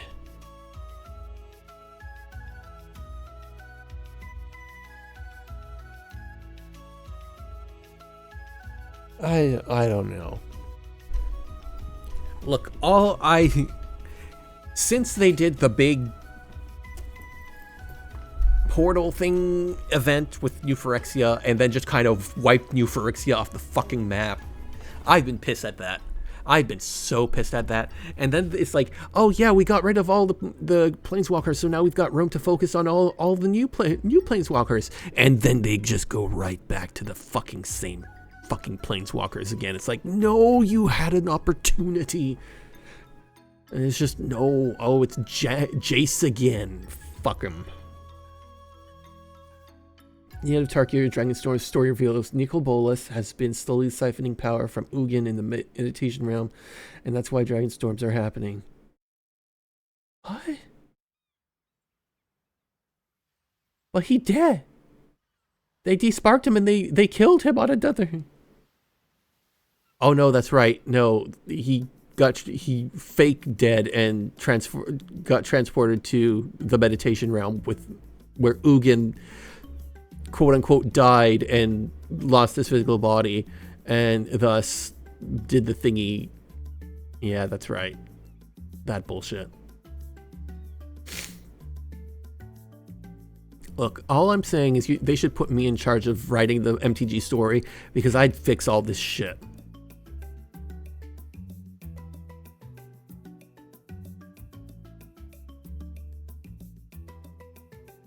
Story? There's a story? Yes, there is. There is in fact an overarching story to all the MTG sets. Generally speaking, most of it is like self-contained now. It used to be like huge overarching stories, sets, like block sets and shit. And now it's just like, okay, here's a story. Yeah, that happened. Oh yeah, and there's this one detail that affects other things. Okay, moving on. And that's kind of how the story is these days. And it annoys me to no end because I grew up on MTG. And I grew up on MTG novels, and I still own a fuck ton of them. They are on my shelf. I am looking at them right the fuck now. And it makes me sad to see how the story's gone. The fact that they don't even do novellas anymore makes me sad. Because, like, the Throne of Eldraine novella was amazing. And then they dropped the... oh god, which was after Thrones? It was fuck. I can see it in my head, but I can't get the name of it. Theros Beyond Death. They dropped that novella because they apparently had issues with it following the absolute fucking travesty that was the War of the Spark novel. And then they released the Ikoria story novella, which contradicted the game itself and all the flavor and story bits that were in the card set itself, and that left a damn terrible taste in my mouth. And apparently it did a lot of other people too, because they canceled all further novellas and just went back to writing chapters and really, really short stories on their website.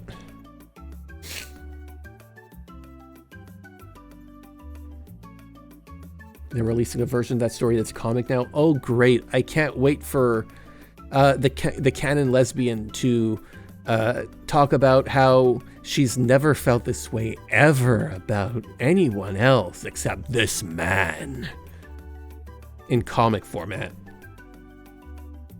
Ugh. The Theros one? Oh. Okay, see, that I could get behind.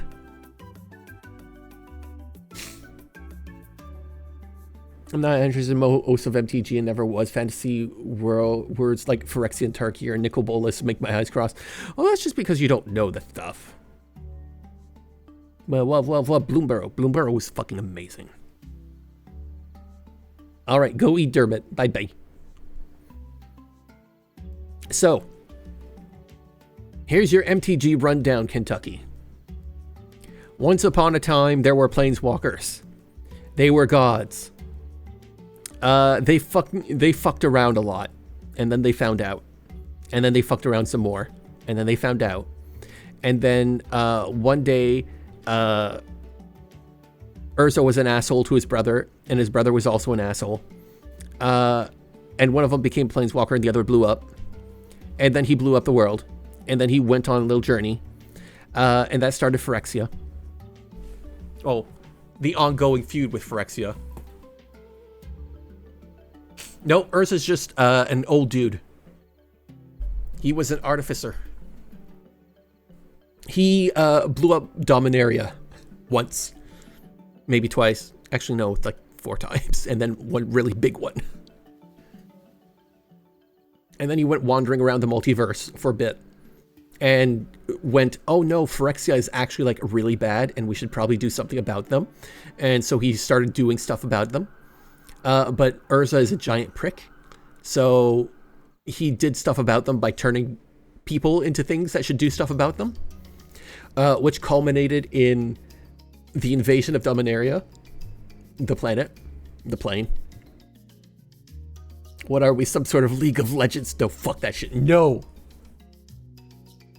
At least right, something came out of war.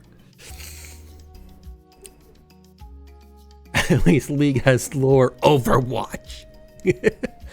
But yeah, so Phyrexia tried to invade Dominaria and Urza died. He blew himself up in order to blow up the other bad guy.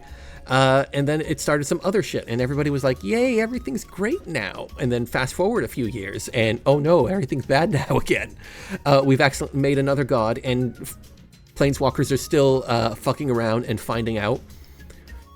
Until finally they fucked around so hard they found out that when they found out, they had to sacrifice sparks in order to seal essentially the universe from imploding upon itself. And so Planeswalkers then stopped being gods and just started being powerful mages, which is kind of boring. But that's why we have Planeswalker cards. And then after that, we went, well, let's not worry about all these old Planeswalkers anymore. Here's some new ones. And there's the ones that we have now. And we never get rid of. Fucking ever. Fucking Jace. Go away, Jace. I never want to see you again. Chandra, you too, go away. Nisa, you too, you're crazy. What's your name in black? Don't care, go away. Garrett can stay. I love Garrett. He's hot. And he isn't like face forward all the time. But Jace is a pretty fox. Yes, he's a pretty fox, but every other instance where he is around, he is a fucking douchebag. He is the douchiest of canoes. Oh, Vivian has actually had some character growth. Yes, black bitch, that's her. The bitch in black. Vivian has had character growth, so she can stay. Garrick has had character growth as well, but then they kind of just fell off the planet because MTG writers don't know what the fuck to do with him. And then they gave us the twins, which would have been a fucking amazing, like, follow them. Instead, we got 2 stories with them, and then they killed off their sparks, so they're not Planeswalkers anymore. It's like, why? The back guy Markov? Oh, that would be Edward Markov. He is a vampire, and he is not one of the main 5, but he is there in the lore. He's one of the oldest Planeswalkers around. And he comes from vampire zombie land, which also has the giant tentacles in the moon.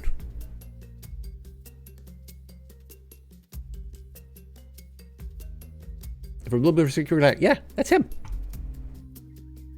I gotta say, I'm deeply unimpressed with almost every one of the new Spirit Blossom skins. Lee Sin's skin is Spirit Blossom. Oh yeah, I've seen them. They are terrible. A lot of the skins recently for League have been absolute dog shit. And it very much feels like they are either A, not giving a shit anymore, or B, they've used AI in their workflow and it's fucking everything up.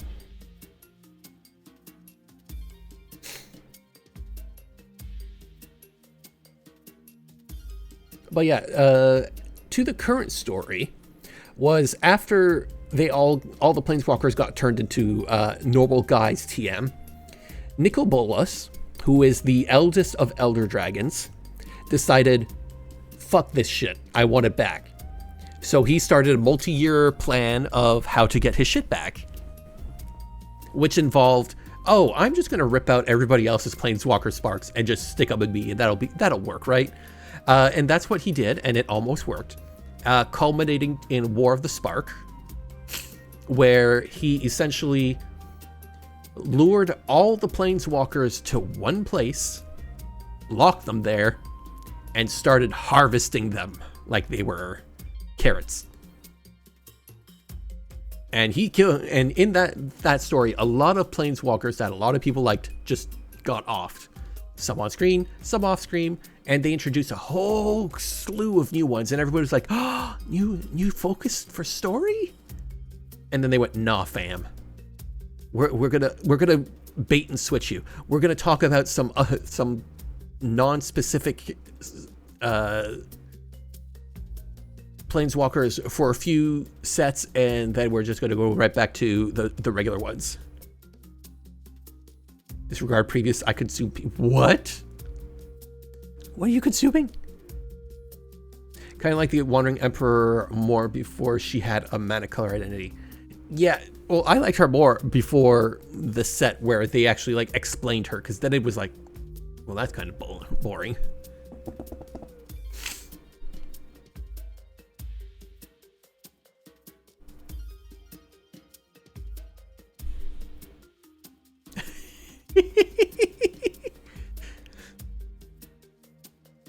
So yeah, like they introduced a whole bunch of new planeswalkers in War of the Spark because it was like the culmination. There was even a Linkin Park themed trailer for it.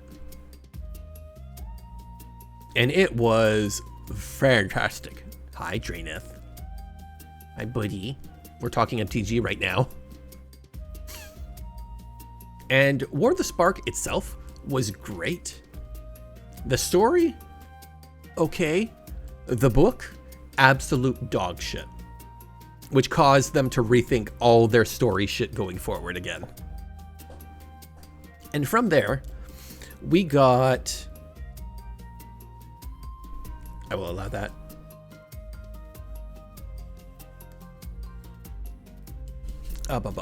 Gideon died so fucking bitch could cosplay his name. Yep. I miss Gideon. He was good. I understand why they got rid of him, and it was very good the way he went. However, I still find it very stupid that they couldn't just like they literally wrote him out of existence. They did not have to do that. We're going back to Strixhaven, yeah, like in 2 years or whatever. And we're supposed to go back to the Tolkien-themed world, the fantasy world sometime. Lorwyn, that's the one.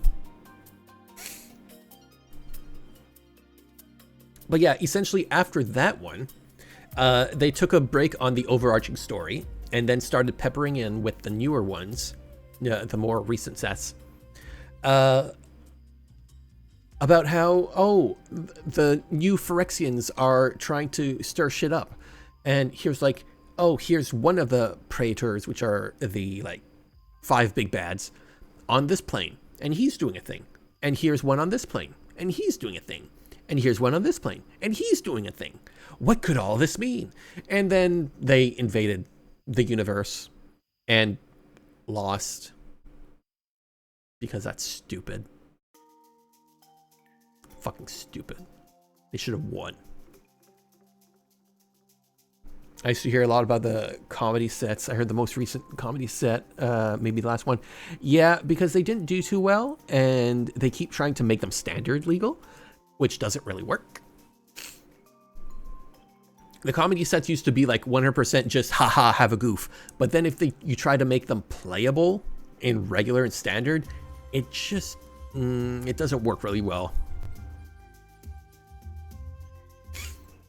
Because the last one was Unfinity, and I have purchased several boxes of that because I wanted all the Planet Land cards, because that is my fucking jam.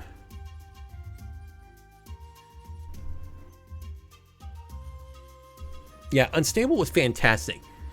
Unfinity, thematically, amazing.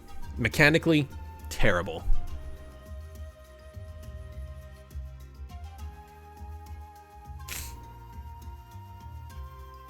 because stickers were fucking weird. They still are.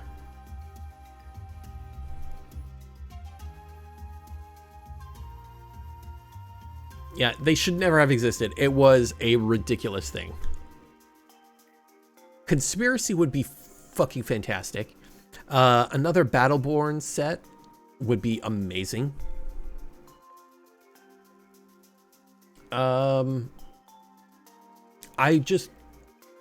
I would like them to do an overarching story that actually matters. That isn't just, oh yeah, we're doing it so that we can mechanically do a thing. Like, no. Make a story so that it's good. Like, tell a story. We haven't had like a good overarching story since Invasion. That is my personal take, because the new Phyrexia story kind of fizzles out, and everything else is just bleh. A Bloodborne set. It would have to be more like a FromSoft set. Mix Elden Ring and Dark Souls and Bloodborne all together in one single set. That would work. Oh. Rib pain.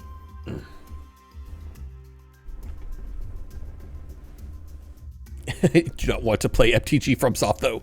Yeah, nobody does. Nobody wants MTG Marvel either, but we're getting that apparently. Ugh, fucking Spider-Man MTG. Like, if you're gonna MTG crossover, like, at least get shit that, like, is in the same realm. Like, Lord of the Rings, fantastic. That was an amazing crossover because it still feels like magic. Doctor Who, fuck no. Marvel and superheroes, no. Final Fantasy works because it's still fantasy. Warhammer, I'm on a fence about because it is fantasy, but it's good, but it's bad. Like, they did good with it, but as, like, if it would have been a full set, I don't think it would have been as good. I want fucking enchantment creature sands, yeah. But, like, if I had to choose, like, an MTG crossover proper, like, World of Warcraft. Warcraft would be an amazing crossover. Oh god, what is it called? Fuck, what is the name? The thingy with the thingy, fuck. They have that, it's called Hearthstone. No, that is not the same and you know it. Hearthstone is Hearthstone. Derogatory. Blizzard would never do that. They already use WoW TCG art in Hearthstone. Yeah, but they also like money. Squeenix also has a Final Fantasy card set. Like, they have a card game. Look what they did. They did it.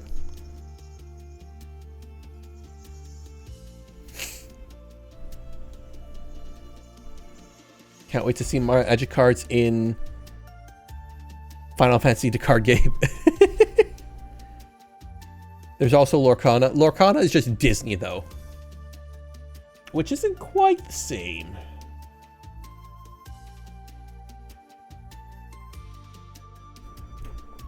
Yu-Gi-Oh! God, no, please. No. No, I refuse. No, you keep Yu-Gi-Oh! And its mechanics far, far the fuck away from MTG. Holy shit, I do not need that in MTG at all. Nothing good close to it. Nope.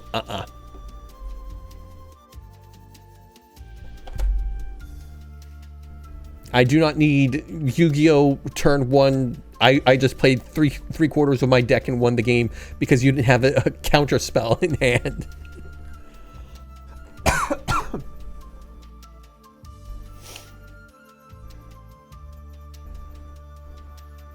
Like, I could almost see, for example, a Star Wars set working, but I don't think it would work because the space theme is too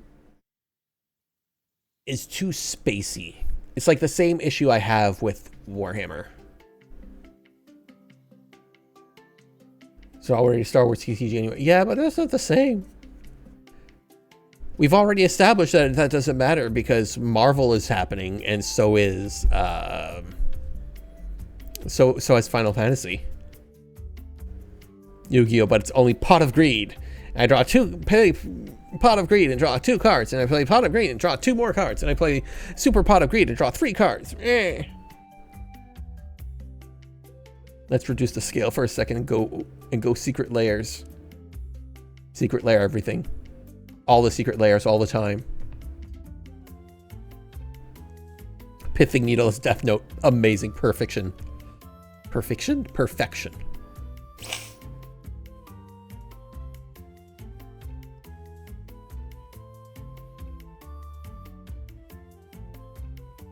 I just don't want another Ian Malcolm card, please, God, please, no more of that. That was... Jurassic Park MTG was weird.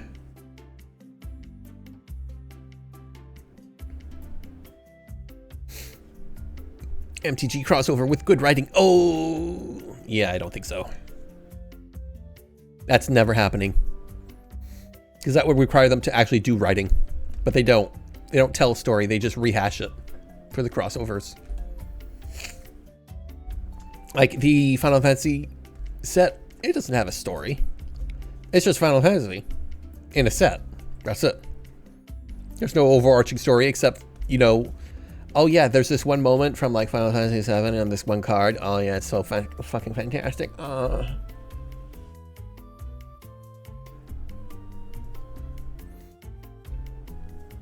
Like, you want good MTG story? This is what you do. 1. Phyrexia all will be won. They win. Fast forward 10 years. You're now focused on a new select number of planeswalkers that are rebel leaders trying to stop Phyrexia from literally all is winning the entire fucking universe and failing miserably at it. Jump to a set where time travel shenanigans. Teferi sends these 5 planeswalkers, which represent all the colors, back in time to figure out what the fuck happened and how can we stop Phyrexia from doing all this shit. Oh, actually, we found out that Phyrexia actually started time traveling well before us, and so time changed a long time ago from what it was supposed to be. So I'm going to send you all back then to try to fix this shit going forward. And they do. And then we re-explore all the different lands that we've gone to in the past as new sets, where it's these new planeswalkers versus Phyrexian agents trying to change the future as they're trying to re-sculpt it back onto its correct path, discovering, you know, oh, Phyrexia actually, like, killed a super strong planeswalker that would have fixed everything billions of years ago.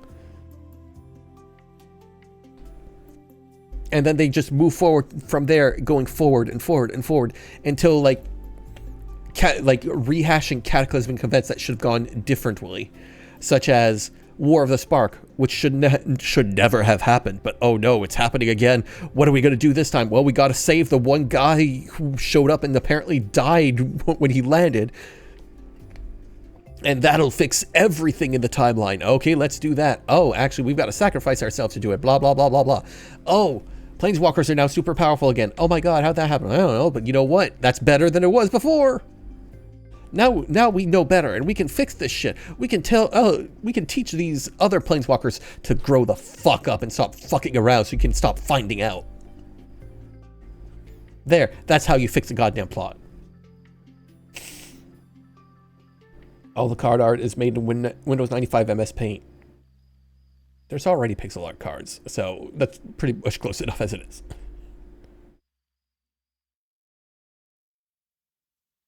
So fun fact about the secret layers.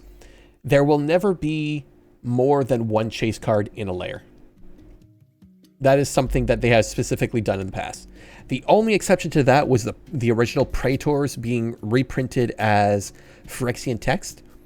And the only reason they allowed that is because they were being all reprinted in Phyrexian text at the same time, and that their overall value they knew was going to plummet because they wanted to release the upcoming Phyrexian Praetors as a new set. So like you only ever see like one of the swords in a secret lair set, for example. Which is bullshit. You could have all 5 swords in one set and it'd be fucking amazing. You'd sell billions of them. I know, I'd buy 5. At least recently they've smartened up and went, oh, actually, if you want basic lands, you could like buy a couple sets and you'll get like 50 lands. You'll like get 10 lands in a set now instead of just like 1 of each. So like maybe buy more so you can actually have a play set. That makes sense to me because that's what I suggested like 5 years ago. That you should get at least get 10 basic lands in any secret lair. And you collect the Bloomberg lands they don't have. Oh, collect the ball. Collect the ball, hurry. Ugh. Well guys, it is 11 o'clock. I've been going for almost 3 hours, which is a lot longer than I thought I'd manage today. So I think we're going to call it there. We are going to raid out, of course, because that is what we always do. Let's see. Who can we raid? There is Leo and Noan, who are doing their thing. There's Tag doing Final Fantasy XIV with a new player. Where are they at right now? Oh, they're in Post-Heaven Wardens. Yes, I think that's who we're gonna raid Tag. Did you know that in the history of MTG, there's only one swamp card with rat on it? I'm pretty sure yes. Raid Tag the Otter. And our raid message will be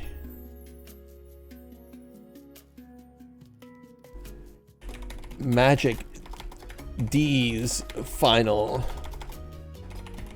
Fantasies with whatever emotes you want. But here's mine. Ugh. All right. So I will see y'all tomorrow. We're going to be doing Dave the Diver stuff. And then on Sunday, we'll probably either do more Dave the Diver so that we can get further into it, or we'll do something else.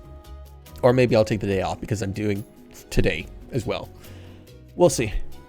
So until tomorrow, everybody, I hope y'all have a good day, good night, good weekend. And I will hopefully see you again soon. And hopefully be less tired about it. And less ranty about everything. So until then, everybody, take care, have fun, and good gaming. Bye. Wait. No. Stop that. Aha. There we go. Bye, guys.